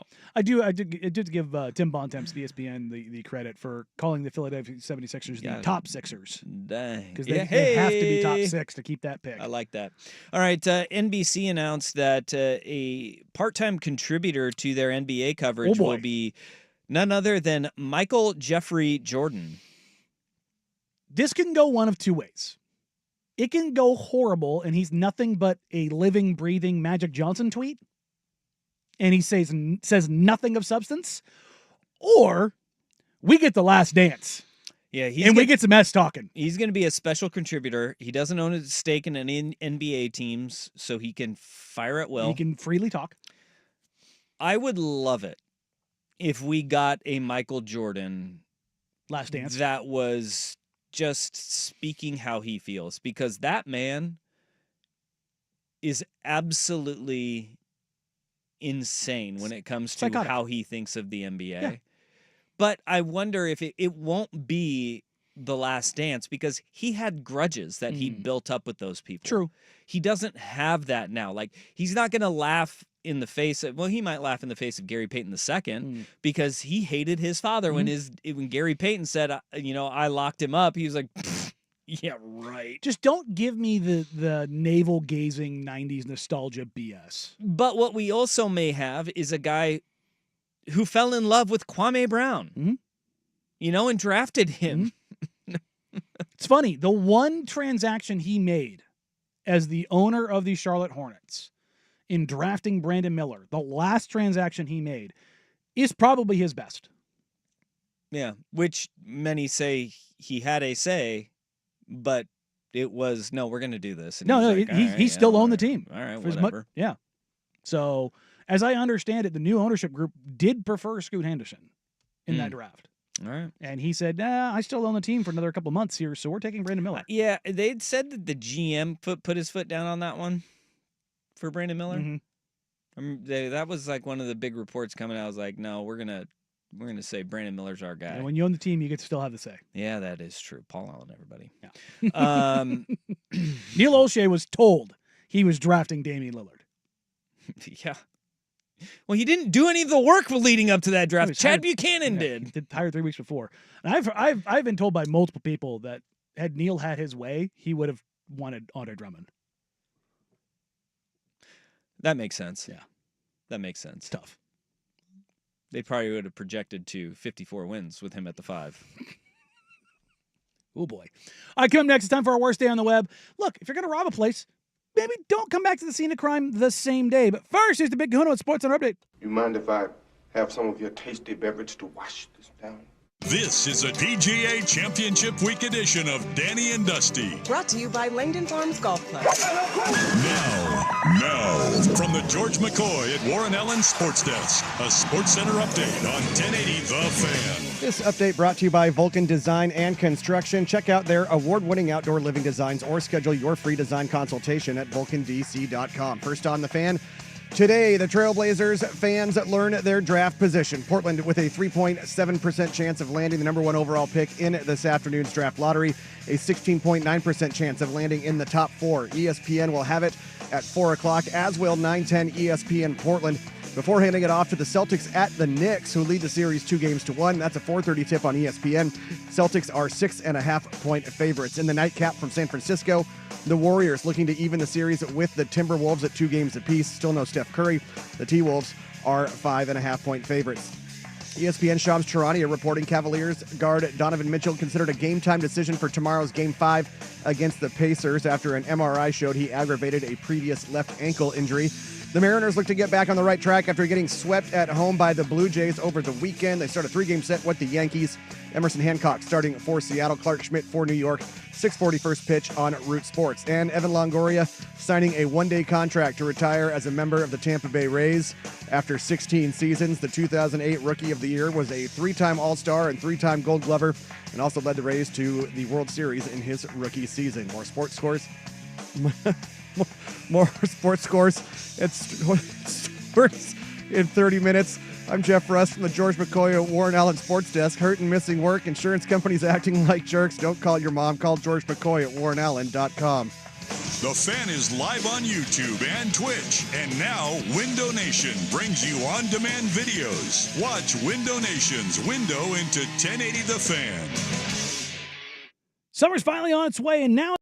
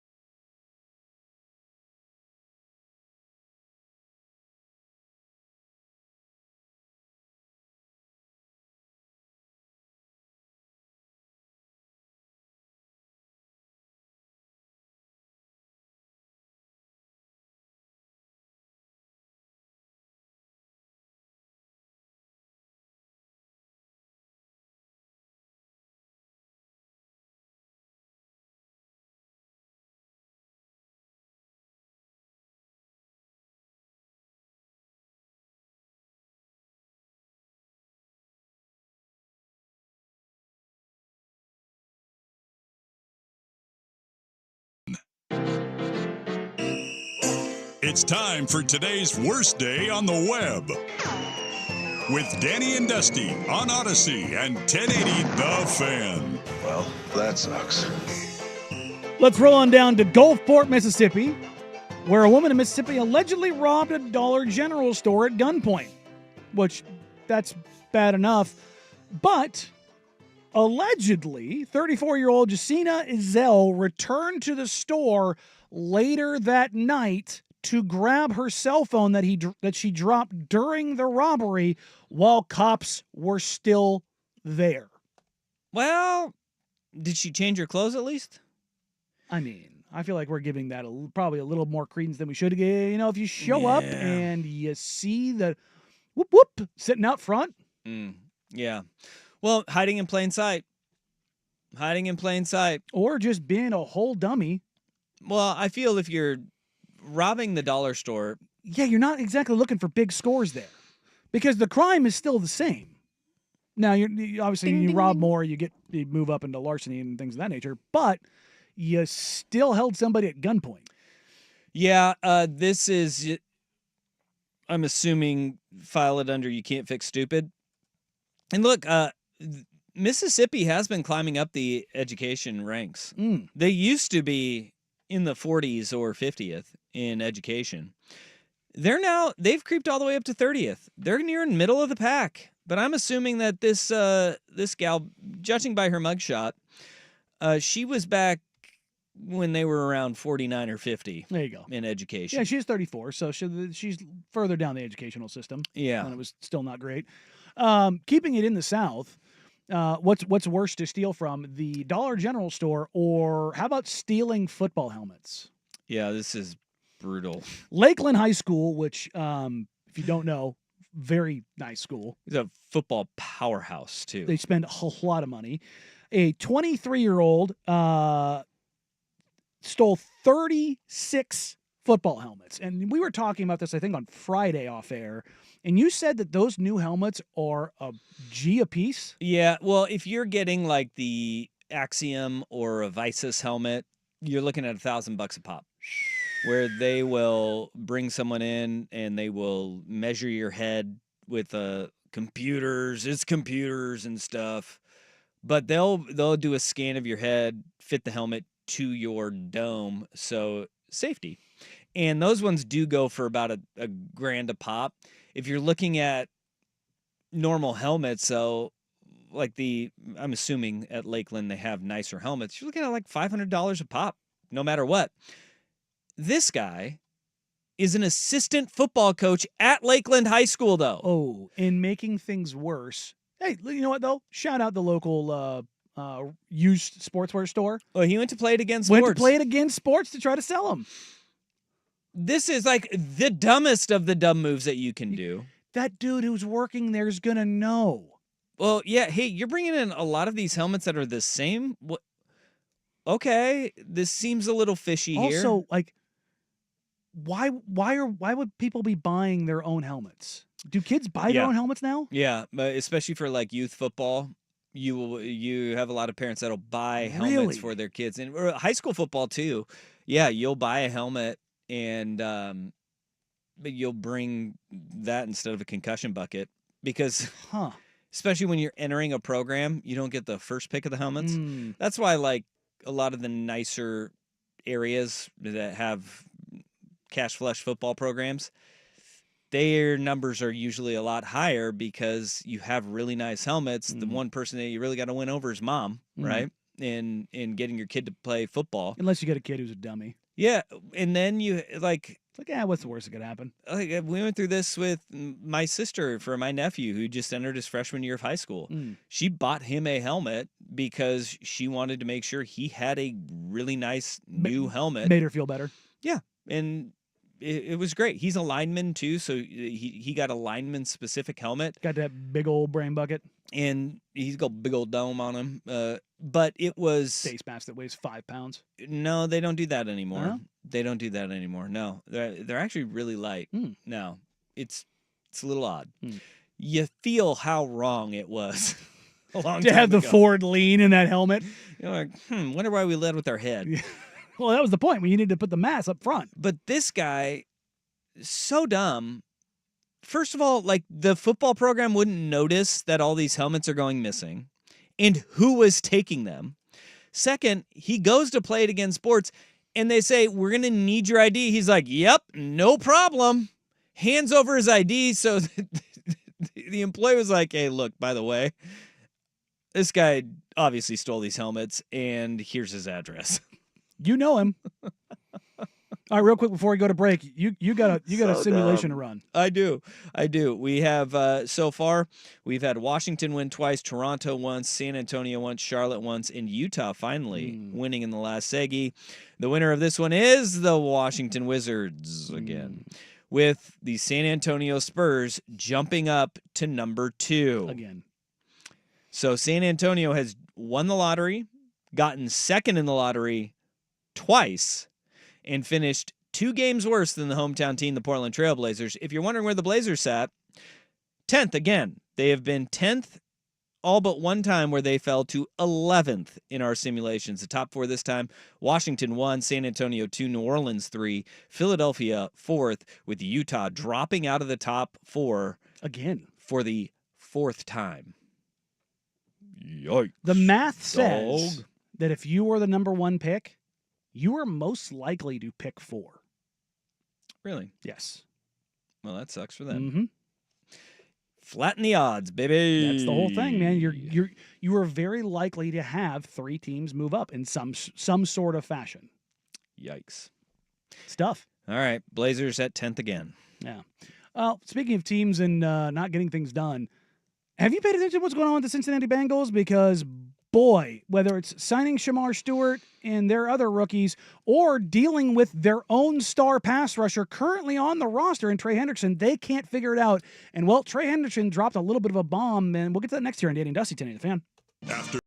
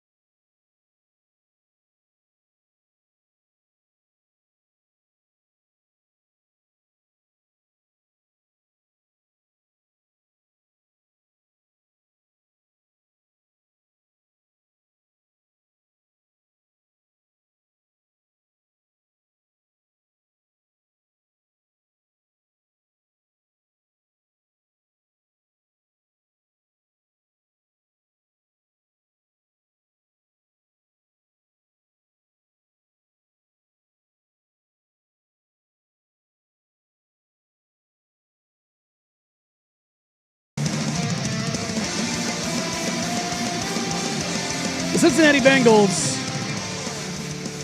they just continue to bungle. That's the only way you can go about this. Statement from Trey Hendrickson to Adam Schefter this morning. I'm going to read it entirely so you can just get where this thing is at. For those that are unaware, obviously Trey Hendrickson and the Cincinnati Bengals are at an impasse over a contract extension. This from Hendrickson. No communication has taken place between my camp and the organization post-draft. The offers prior to the draft did not reflect the vision we shared and were promised last offseason if I can continue to play at a high level. Coaches are aware of these past conversations. Rather than using collaboration to get us to a point to bring me home to the team, they are no longer communicating. I have been eagerly awaiting a resolution of the situation, but that's hard to do when there's no discussion and an evident lack of interest in reaching mutual goals. Holy crap. Yeah, this is where last week when we talked about the Shamar Stewart situation, I said, I'm going to give him a little bit of grace here because of the fact that he's working with the Cincinnati Bengals. And that's the truth. This organization historically lowballs talented players. They drag their feet on negotiations. And with the exception of Joe Burrow, they've kind of screwed it up at every turn. They are cheap. They have been cheap, and they will continue to be cheap. Cheap. Now, it's hard to navigate the salary cap, but everybody does it. And it's a fictional salary cap in the NFL that you can always find a workaround with by kicking the can down the road. But in order to do that, you have to have money in hand. And that's what all of these franchises do, is if you are going to create that fake money that eventually has to be paid out, and guys aren't taking pay cuts, Tom Brady, Drew Brees, what they're doing is just getting their money later, and oftentimes after they're gone and no longer playing for your organization. But you have to have cash in hand. Mm-hmm. And the Bengals refuse to do that because you have to put it into an escrow account, all of the guaranteed money that you offer a player. And as guys want more and more guarantees in their contracts, it becomes harder and harder for ownership groups that are not cash flush. And that's what the Brown family is in Cincinnati. They're the brokest family in the NFL. I think the second, the Raiders, because of cash flow. The Raiders, I believe, are $500 million. I believe the Brown family is $600 million. But that's exactly why Mark Davis has sold stakes in the team, is to get that cash on hand so they can pay guys when the time comes, and so they are able to retain their players. The Bengals don't do that. And as you look at it right now, it's a messy situation in Cincinnati that's going to get only worse for the Bengals moving forward. And Trey Hendrickson deserves the money. He 17.5 sacks last year. He accounted for, what are we doing? An NFL high was 39% of the Bengals' total sacks last year. It was him number 1, Myles Garrett 2, Max Crosby 3. It's those, you throw T.J. Watt in there, that's the Mount Rushmore of pass rushers right now in the NFL. And he's been consistent. It's not like he just popped in a contract year. So this is not a surprise. And that's why I take it easy on guys, even though there's red flags abound for guys like Shamar Stewart. I take it easy on them because of the franchise that they're working with, and we don't know what they're trying to put in those contracts and what they're looking at guarantees-wise, which is probably why Shamar Stewart didn't sign his contract, was because of the guarantees. Well, they're not looking at anything with Trey Hendrickson at all because they're not communicating. It's ridiculous. And now he's throwing his coaches under the bus. Well, but okay. Now, he says the coaches know, but there's been lack of communication. I think that's more of like their understanding, because all coaches are like, no, we want you to get paid. Because if you get paid, that means you're doing something well and we are doing something well in that regard. So I bet that he was trying to throw a bone to his coaches, Zach Taylor, Lou Anarumo, and just say, I think he got fired, didn't he? Yeah, they got a new coordinator. But I bet he is trying to throw a bone to them, saying, like, they know. Like, those are the only guys that know. It's beyond them, though. This is a front office situation, and I guarantee you Zach Taylor is pounding the table saying, dude, pay this guy the money because we need his ass out there. Because we don't have a defense without him. No. Hell, you don't have a defense with him. No, dog. So you don't. Figure it out. Yeah. Gun to your head, Trey Hendrickson a Bengal this year, or is he somewhere else? Yeah, I think he is. You think he is? I think they will. This is also what the Bengals do, and it's not good business, and it's why they are a joke, is that eventually they'll be like, okay, we'll finally give him his money. And it's like, Well, then what was all this about? What were you guys waiting for? Yeah. What were you waiting for? So, Jamar Chase, same thing. And in the end, you end up paying them more because you strung it out later instead of taking care of it a year earlier. Yep. Because it wasn't like Henderson wasn't balling out last year. It's bad business, but when you're broke, you're going year to year on And it. not only that, he dropped that line in there of what we had talked about. Yeah. If you want to make the NBA comparison, this is the James Harden thing. Allegedly, Daryl Morey agreed to pay James Harden if he came on at a certain rate. And then when he allegedly didn't, he demanded the trade to the Clippers. Yeah. This is why you get it in writing. Also, it's also why if you're going to make those handshake deals, if you don't live up to them, you get buried for it. Yes, you do. All right, we got a new lottery simulation in. This is not going to sit well with Blazer fans. You lost a coin flip to the Phoenix Suns, which that pick is going to the Houston Rockets anyways. They move up to second. Toronto wins the lottery yet again. Those are two teams right there, 1 and 2, that if the Blazers shut it down at the All-Star break, probably could have roped in. Toronto, a little bit harder. They went 30-52. The Phoenix Suns finished with the exact same record as you. That pick goes to Houston. So the top two would be Toronto, Houston, followed by Brooklyn, Charlotte. Again, Utah falling out of the top 5, and the Washington Wizards would be selecting 6th. The Pelicans dropped 3 spots to 7. The 76ers dropped to 8th, and that pick goes to OKC. Portland sits at 10th. So we've run the simulations 2, 4, 6, 8 times. The Blazers have picked 10th. 7 of them, and 11th 1 time. Oh, boy. All right, with that in mind, let's dive into the NBA Draft Lottery, which we're now only a couple hours away from here in hour number 3 on Danny and Dusty, 1080 The Fan.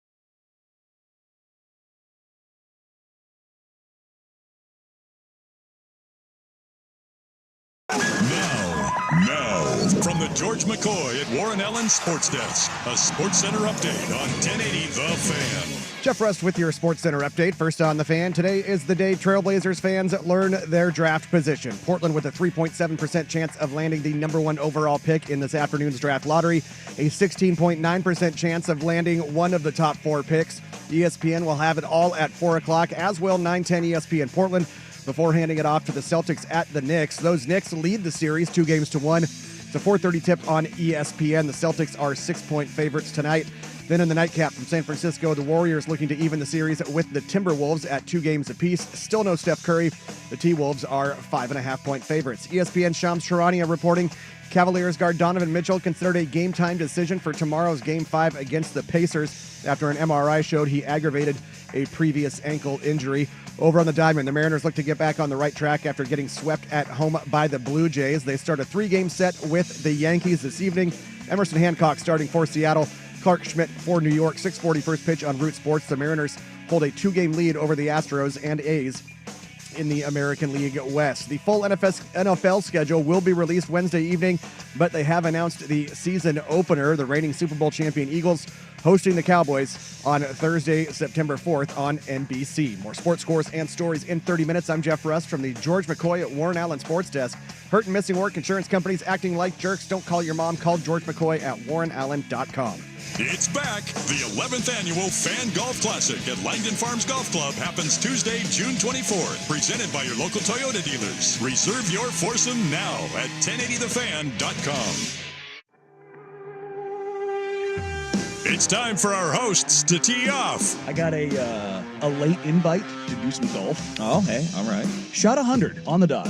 On the dot? Well, good thing you made that putt. This is Danny and Dusty on PGA Championship Week. Brought to you by Langdon Farms Golf Club, the best course in the Northwest for year-round golf. Book your tee time at langdonfarms.com. Danny and Dusty on 1080 The Fan. Hour number 3 here on Danny and Dusty on an NBA Draft Lottery Monday. That'll get underway here in a little bit less than 2 hours. We have run the 9th simulation, and the Portland Trailblazers have moved into the top 4 for the first time. Getting closer. On the 9th try, Toronto has now won for the 3rd time in a row. Twice in a row. But the Blazers follow the Utah Jazz, who sit second. The Blazers move up 7 spots to 3rd and jump into the lottery for the first time. VJ Edgecombe, you are a Trailblazer. VJ Edgecombe. I like him. Baylor guard. He got some good news today. Came into the draft combine and the measurements are underway. He came in at 6'4" barefoot. Yikes.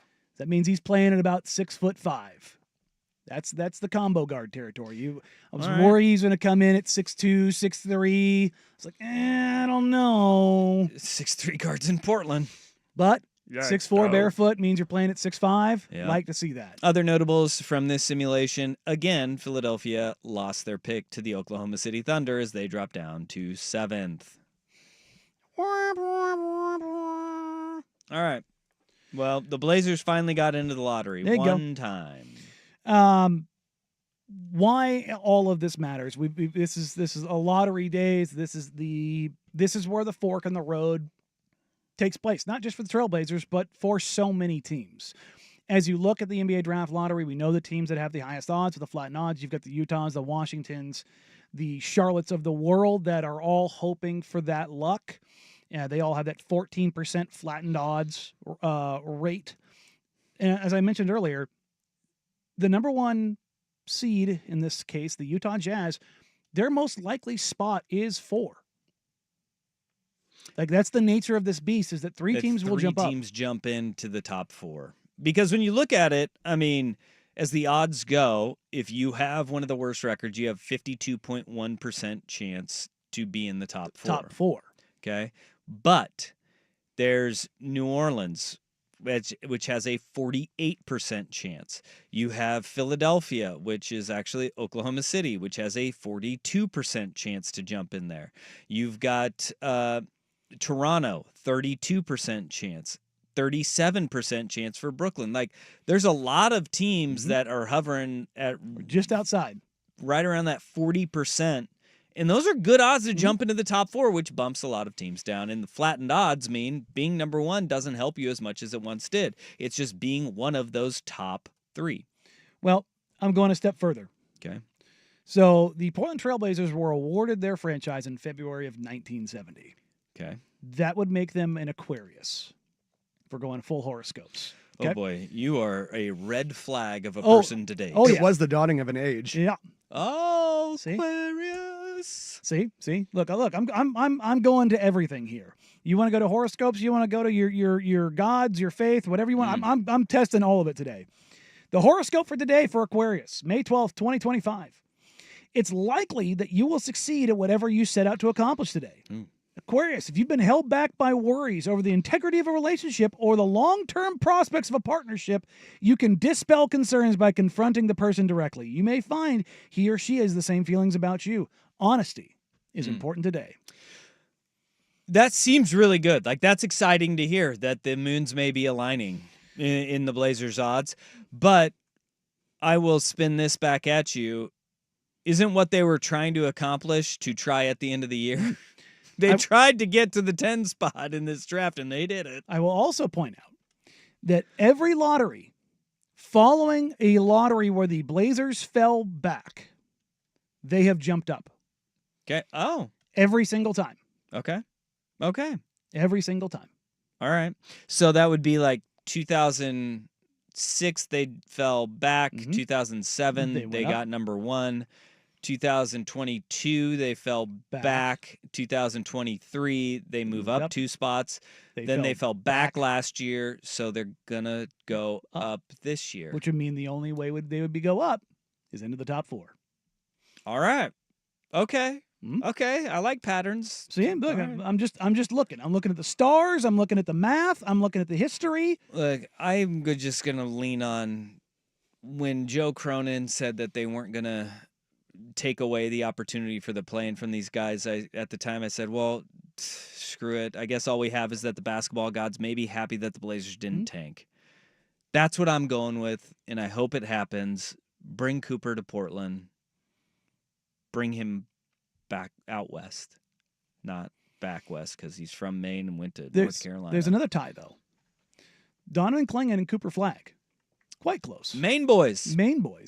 And what that tie is, both their mothers played together at the University of Maine in college. All right. In fact, unfortunately, when Donovan Clingan's mother passed away in 2018, Cooper Flagg changed his number to Donovan Clingan's mother's 32 at Montverde. Can't wear that at Duke, though. No. It's a pretty distinguished Some guy number. named Christian Leitner. Yeah. Also can't wear it in Portland. Yeah. Bill Walton. Yeah. Yeah. Which is a number that Donovan Clingan wanted to wear, but instead he wears 23. Yeah. But 2? Something tells me, though, had Donovan Clingan asked Bill Walton prior to his passing if he could have worn the number 32, Bill Walton may have said yes. Yeah. But unlike Abdul Carter, Donovan Clingan had the awareness not to ask. Yeah. One of the greatest players to ever play for the organization, if I could wear your number. Now, if Cooper Flagg comes and asks if Bill is still alive, he has the ability to make that ask. Yeah, he could. He could make that ask. He could. He could ask for his friend to wear it too. That'd be kind of cool. Hey, I want to ask you on behalf of Donovan. I don't think that one flies. Yeah. No. You got to go. No, have him come. Yeah. Come on down. R.I.P. Bill Walton. Mm-hmm. Man, that's a bummer. I miss Bill Walton. Oh God, the game is worse without him. Yep. There's no doubt about that. Well, I hope the Blazers win. That would be one thing that would be really cool, though, is have two guys that have known each other for a very long time, drafted in consecutive years, be kind of the driving force behind what would be a rebuild that now turns into winning time for the Portland Trailblazers. That gets me excited a little bit. Maybe we can get him out of New Balance and into Nikes at some point. That's not going to happen. Well, come on. We got to be optimistic here. There's a New Balance store right next to the PF. In time, That's that contract would expire. I don't think New Balance is letting him go. Well, you haven't even heard what Nike has to offer yet. Well, I am going to lobby on Nike's behalf. I'm going to negotiate this on Nike's behalf. I'm going to say Nike had a chance and they fumbled the bag. Well, not with me in charge. They won't. Brand manager for 1080 and Nike? And Nike. I'm going to do fumbled a bag or fumbled a flag? That both? Hey. They folded it incorrectly. Yeah, I don't like this. Yeah, they Steph Curry'd it away. Well, he could wear New Balances and I'd be okay with it as long as he's here. I'll tell you right now, that Cooper Flag jersey would go so platinum in Portland. Well, Danny'd buy 30 of them. I mean, I 100%. Look, if they win the lottery, I will do the same thing that I did with the Ashton Jeanty jersey. You're going to buy that jersey. I will buy it immediately. Yeah. Freaking immediately. All right, let's keep it in the Move NBA. over Wesley Matthews, greatest number 2 has Stacey entered Ogman? the chat. I thought Wes was better than Stacey Ogman here. Probably. Yeah. What did Gerald wore 4, right? Wallace? Remember him single digit. I think Crash was 4. Sounds about right. Haven't been a lot of 2s I can think of off the top of my head. Did we have Elliot Williams wear number 2 at one point? I thought he wore 22. Did he wear? Did we? No, he did not wear number 22. I think he was 8. That would be Or that's Ennis Clyde Motley. Drexler. What are you talking about? 22. All right, all-time Mark Bryant. That's a big one. How did I forget that one? Steve Blake, Dan Dickow, Wes Matthews, Brian Roberts, Wade Baldwin, Gary Trent Jr., Rondé Hollis Jefferson, Trendon Watford, and DeAndre Ayton. Yeah, I think DA is going to have to give up that number. Linton Towns and Perry Young prior to that. Nobody wore the number 2 prior to 1983. Flag wore, before 32, I think he wore 11 for his mom.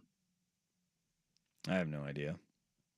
A lot of guys have been wearing 11 recently. McGowan's, Brogdon, Knox, Nance Jr., Josh Hart, Cantor, Myers. Oh, man, that's a list. Probably should have stopped with Sabonis, but that's where we are. And who could forget, of course, Vladimir Stepania. Yeah, who can forget that? Yep. It's a tough one. Man.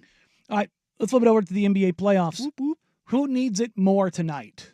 Who has to get a win tonight between Boston and Golden State to actually make this a series? Danny Dusty, Tinny the Fan.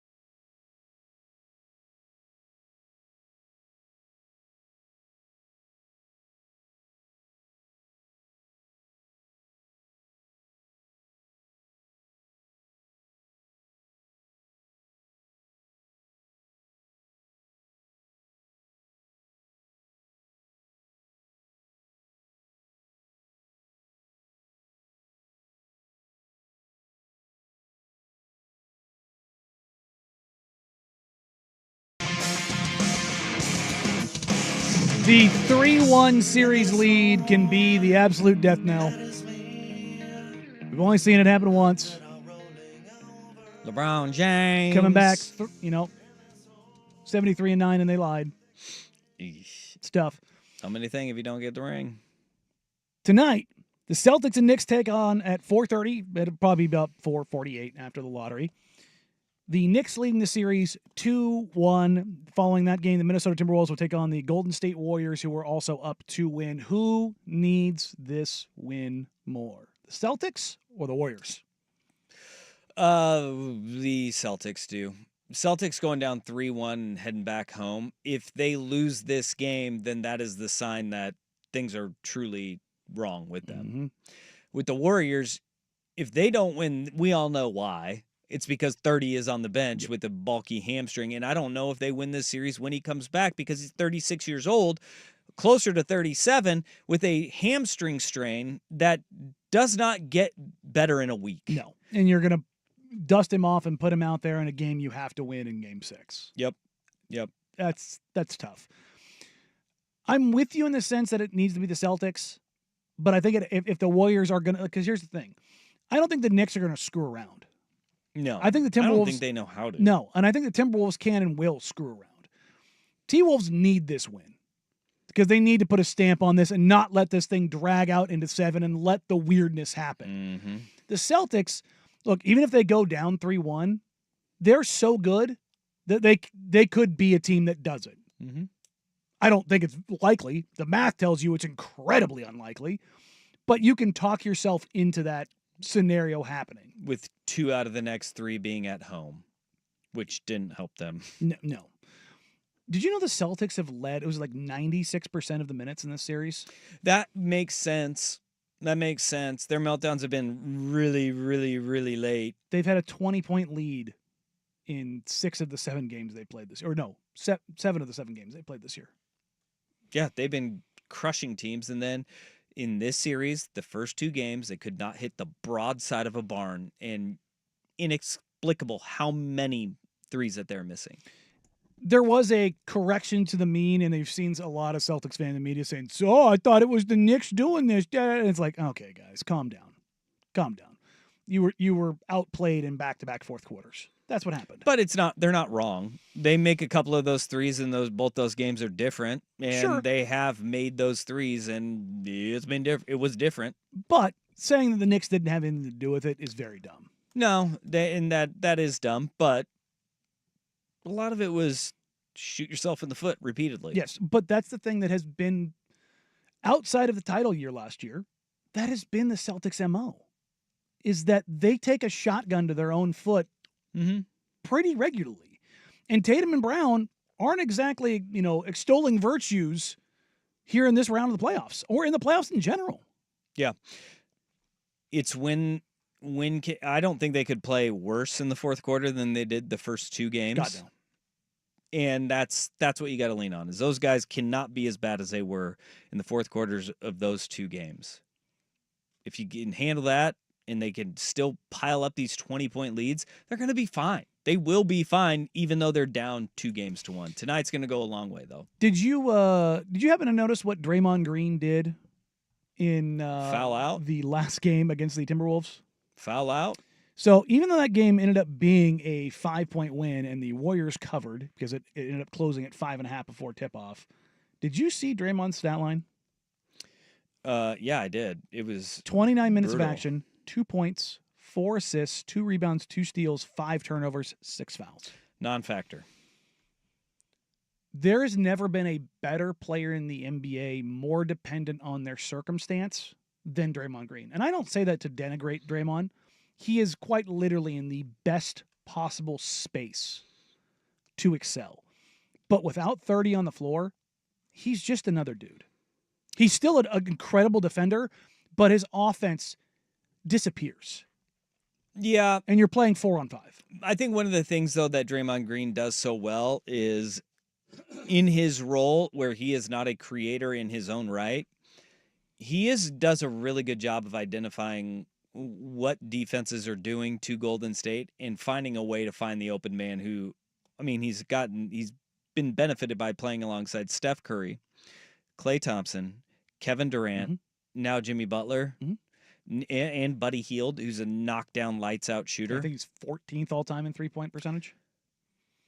The ability to find those guys and facilitate for them and through himself, that is a great fit. And look, outside of bona fide stars in any sport, if you are a above role player, it truly is who you were surrounded by in the system that you're in.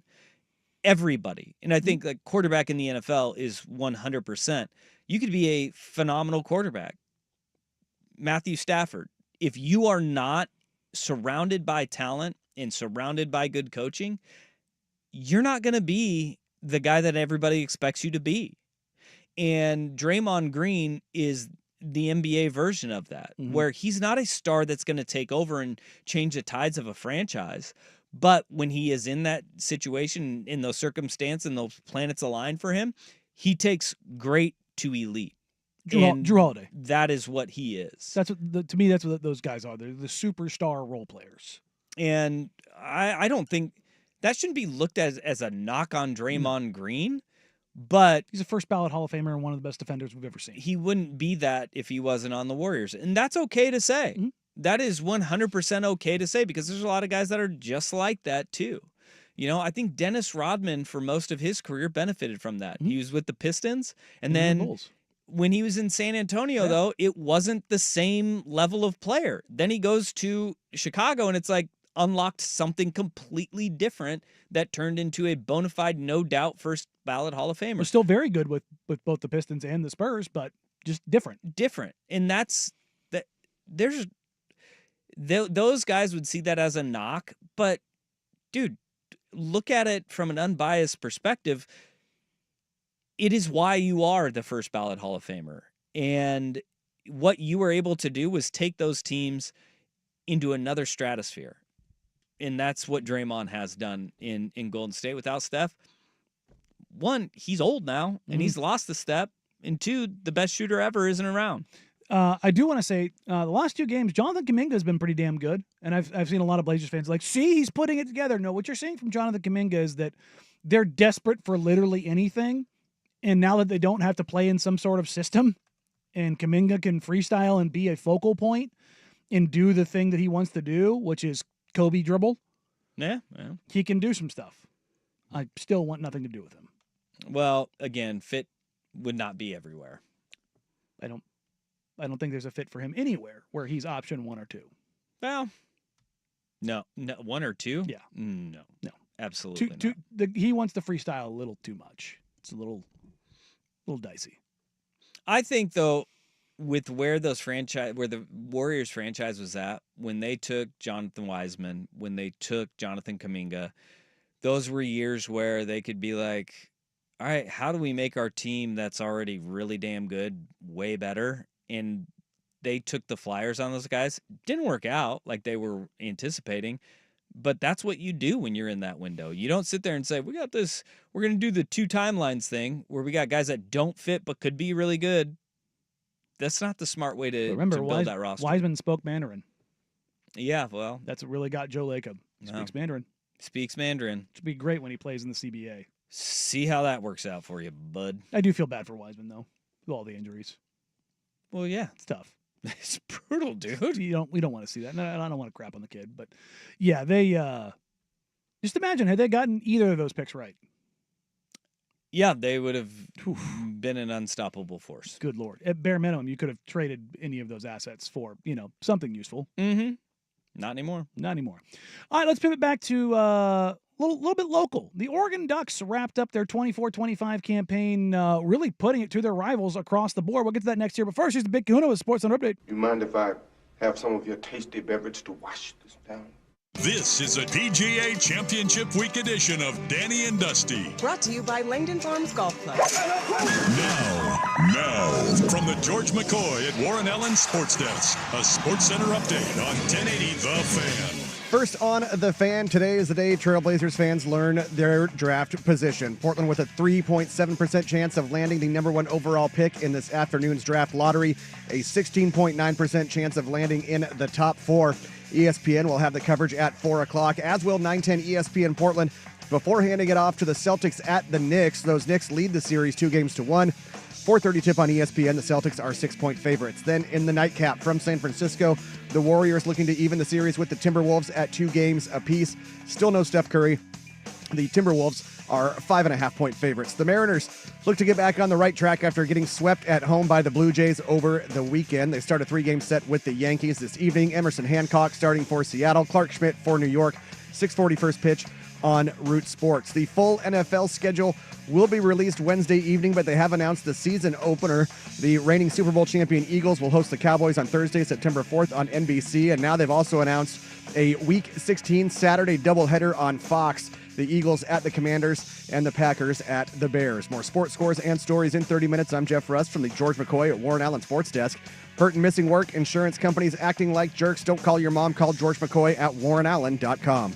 Jump back to earlier parts of your favorite fan shows on the Odyssey app. The only way to rewind Portland's sports leader, 1080 The Fan.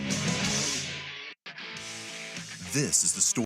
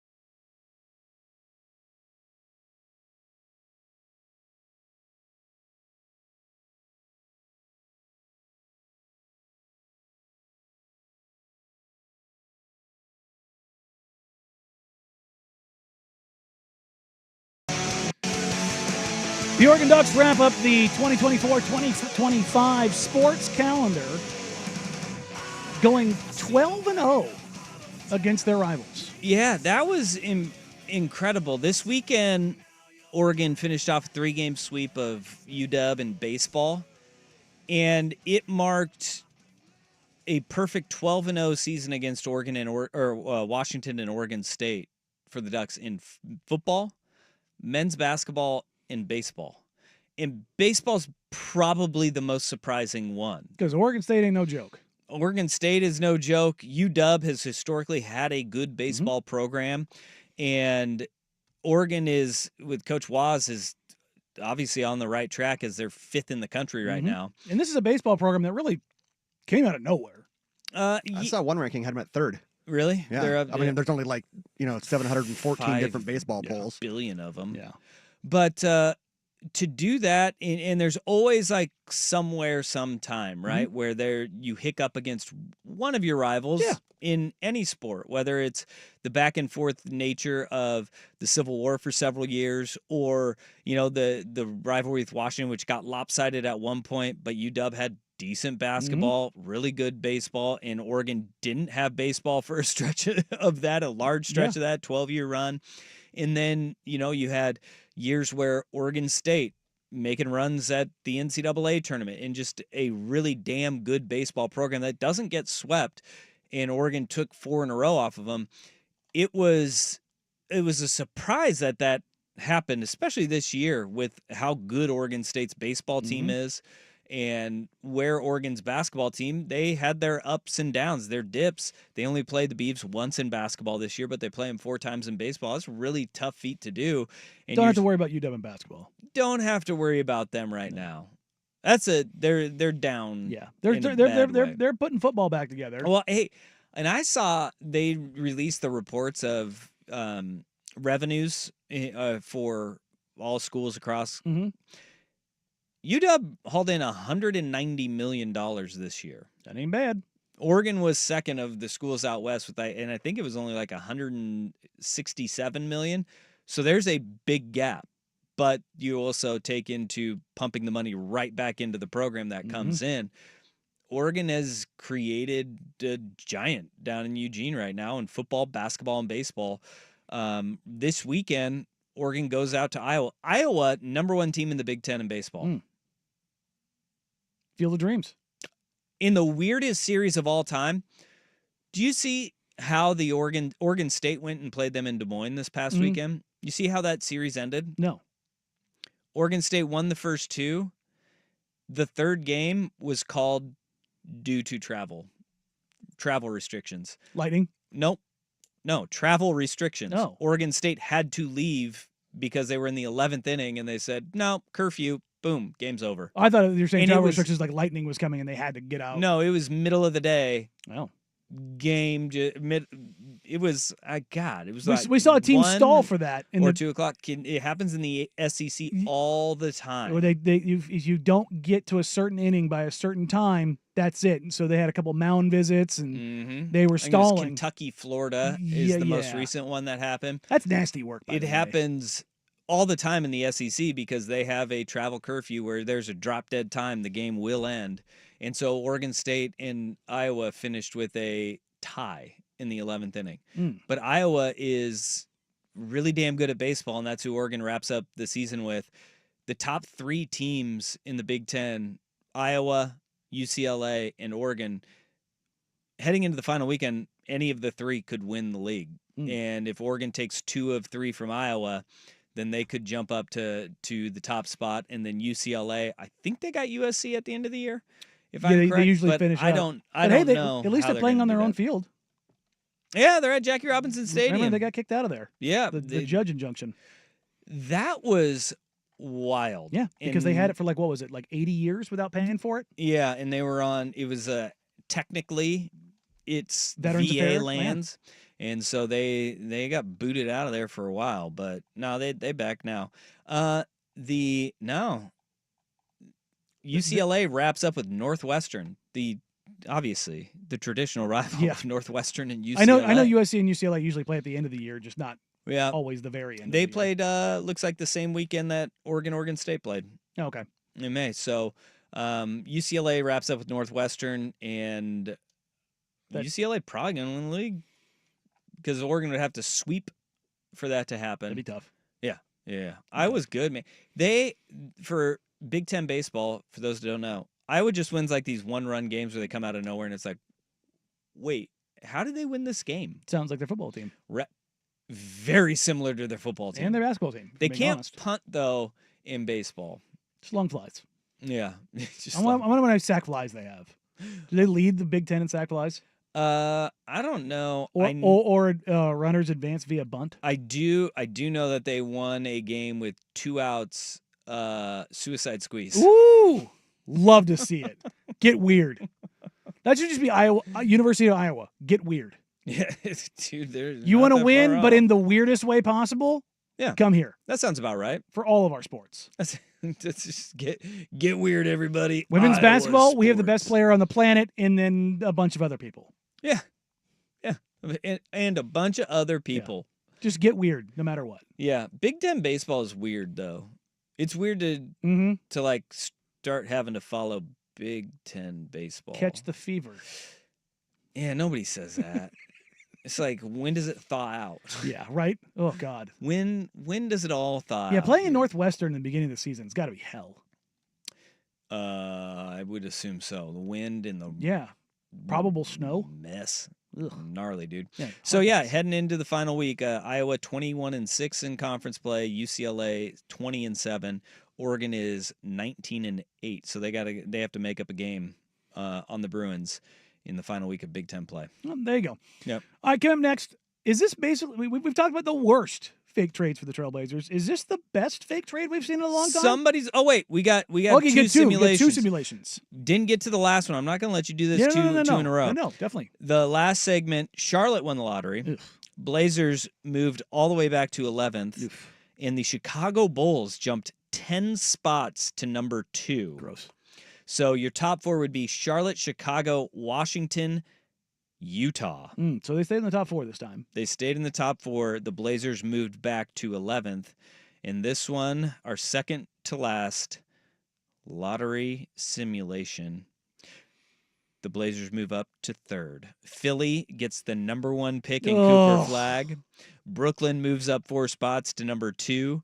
The Blazers move up to number 7. The New Orleans Pelicans sit at 4th.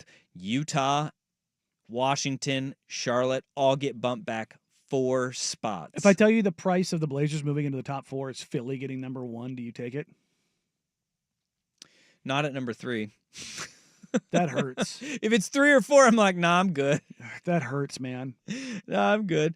So the Blazers now have moved up to 3rd 2 times, have not gotten the number 1 pick, have been at 10 7 times and 11 twice so far this show.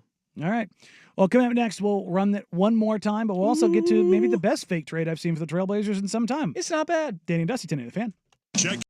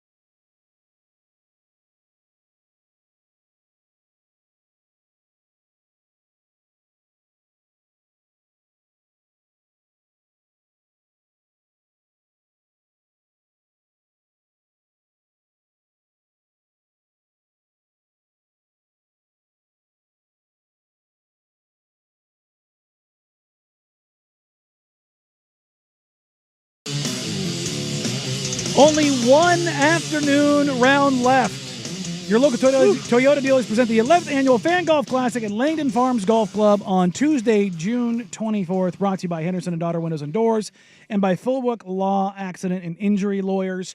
One afternoon round left. So if you want to get in, make sure you get in. If you're there in the morning, the Victoricos will be there for the breakfast burritos. Matt's Barbecue's got the food catered all day for you. We'll have some more announcements on some more stuff that's going to be there as we get closer to the tournament, June 24th. 24th? Bleh. 24th. 24th. Yeah. Yeah, there you go. Look, there is a street in Scappoose where my sister lives. 24th? Nope. No. The street sign says Thirst. 3ST. There you go. Yeah. I always love driving by that. There's no thirst? No, it's just Thirst. Hmm. It's like Threest. Threest? It's a trap. Thirst. It's Thirst Trap Street right there. I get a kick out of that sign every time I drive by. Makes my heart warm. I can't say I spend much time in the old Poos. Yeah, it's only 21 blocks from 24th, so maybe they have There it. you go. I don't know. I doubt they even have that. If you're out in the Poos, listen and let us know. Yeah, yeah. Is there a 24th? Do they have a 24th Street? Go to 1080thefan.com, click on the annual Fan Golf Classic logo, and register now. We ready for the final lottery simulation? Hit me. Oh crap! Yeah. All right. Utah wins the number 1 pick. Hey, they finally got one. Yep. They've won twice now. By golly, the 76ers jump up to number 2. So I'm glad we're getting the 76ers out of the way so much here. Here is something that people need to think about. The San Antonio Spurs jumped up to number 3, but not with their pick. Yes. Atlanta jumped 11 spots up to number 3. Mm. We had a listener who texted us, said, I just ran the simulation, and I had San Antonio get number 1 and number 2. That'd be nasty work. That is a possibility because they hold the Atlanta Hawks first-round pick. Non-protected. Which is 14th best odds. There's only a 0.7% chance of being number 1, 3.4% chance of being in the top 4. But San Antonio could have the number 1 and number 2 picks in this draft. Or just 2 top 4 picks. Yeah. But that listener had them 1 and 2. That could happen. If that happens, they should burn the lottery down on the spot. Yeah. This lottery simulation, it had San Antonio at 3rd, New Orleans 4th, Washington drops out, as does Charlotte of the top 4. Having the Atlanta Hawks pick via this, or the San Antonio Spurs pick at 3 means the Blazers move down to 11th, which means our final total is that in 12 simulations today, the Portland Trail Blazers finished 10th in 7 of them, 11th 3 times, and 3rd twice. They did not get the number 1, 2, or 4 picks ever. Teams that won the draft lottery, Washington won 3 times, as did the Toronto Raptors. Don't like that. The Utah Jazz won twice, San Antonio once, Charlotte twice, and that's your... The Jazz are the only team in this entire group that I would be okay with Cooper Flag going to. Kind of fits there, huh? Just, they've never had a number 1 overall pick. Obviously, White going to Utah would fit quite well. Yeah.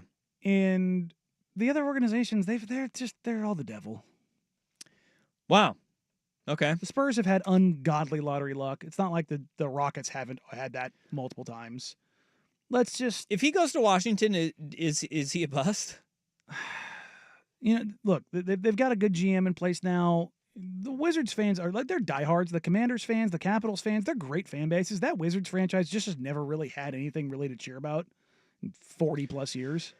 Well, But John Wall. Yeah, exactly. Bradley Beal. They really have not had much to cheer about in 40 years. Yeah. I'd be okay with it. I just don't like the idea of it. Okay. And Charlotte's a hell no. Yeah, no. I don't want to punish Cooper Flagg and keep him in the state of North Carolina and make him play with LaMelo Ball and Miles Bridges. What about Toronto? God, no. You're not going to send the next great American-born white player to freaking Toronto. God, no. Oh, Canada. That's just nasty. And Lord knows they have had more good luck than they ever deserved. Have they? I mean, having Kawhi Leonard gifted to you on a platter for a title? Yeah. Yeah. Yeah, Masai Ujiri's wasted all of his good luck. Well, not wasted. He got a title out of it. He's that- used it up. Is that gifted to him? Because, I mean, it was San Antonio that made that move. Yes. And they got DeMar DeRozan out of it. And they did it to send him as far away from Los Angeles as humanly possible. Well, look, I sit there and I think at least Masai Ujiri is willing to give up a very, very, very, very good player for them. Sure. But they could have in gotten order more. to make it happen. Yeah, but it was a spite trade. That's what They San could Antonio have did. gotten San Antonio could Yes, have. San Yeah. Antonio could have got more. Yeah, I'm fine with it. I just wish Neil O'Shea would have done at some point what the Toronto Raptors did, which is they had Lowry and DeRozan. Everybody loved them. They thought they were tied, and they were like, you know what? Screw it. We're going to go ahead and kick the tires on this bad boy. And they found San Antonio going, yeah, we don't want him to go to L.A., Yeah. so we're going to send him up to you. As far as humanly possible. Enjoy. Dude, I would love that. I would love that. There you go. All right, draft lottery coming up in a mere hour and 5 minutes and 30 seconds from right now. I'm going to fly home and start up a live show on Get your YouTube. Pilot license? Yeah, as fast as humanly possible. All right. I hope the power of the Clyde Drexler jersey brings us all the luck in the world, Danny. You're right. I hope Channeling. I hope that the Candles are being lit. the horoscope that you read of the Portland Trailblazers I wrote it. birth date is accurate, and the Blazers win the draft lottery. If they don't, we'll discuss it. If they do, maybe we'll get to it tomorrow. Up next, you got 4 hours of power from their mouths to your ears. This is Prime Time with Ice Good Soup. Have a great Monday, everybody. Bye.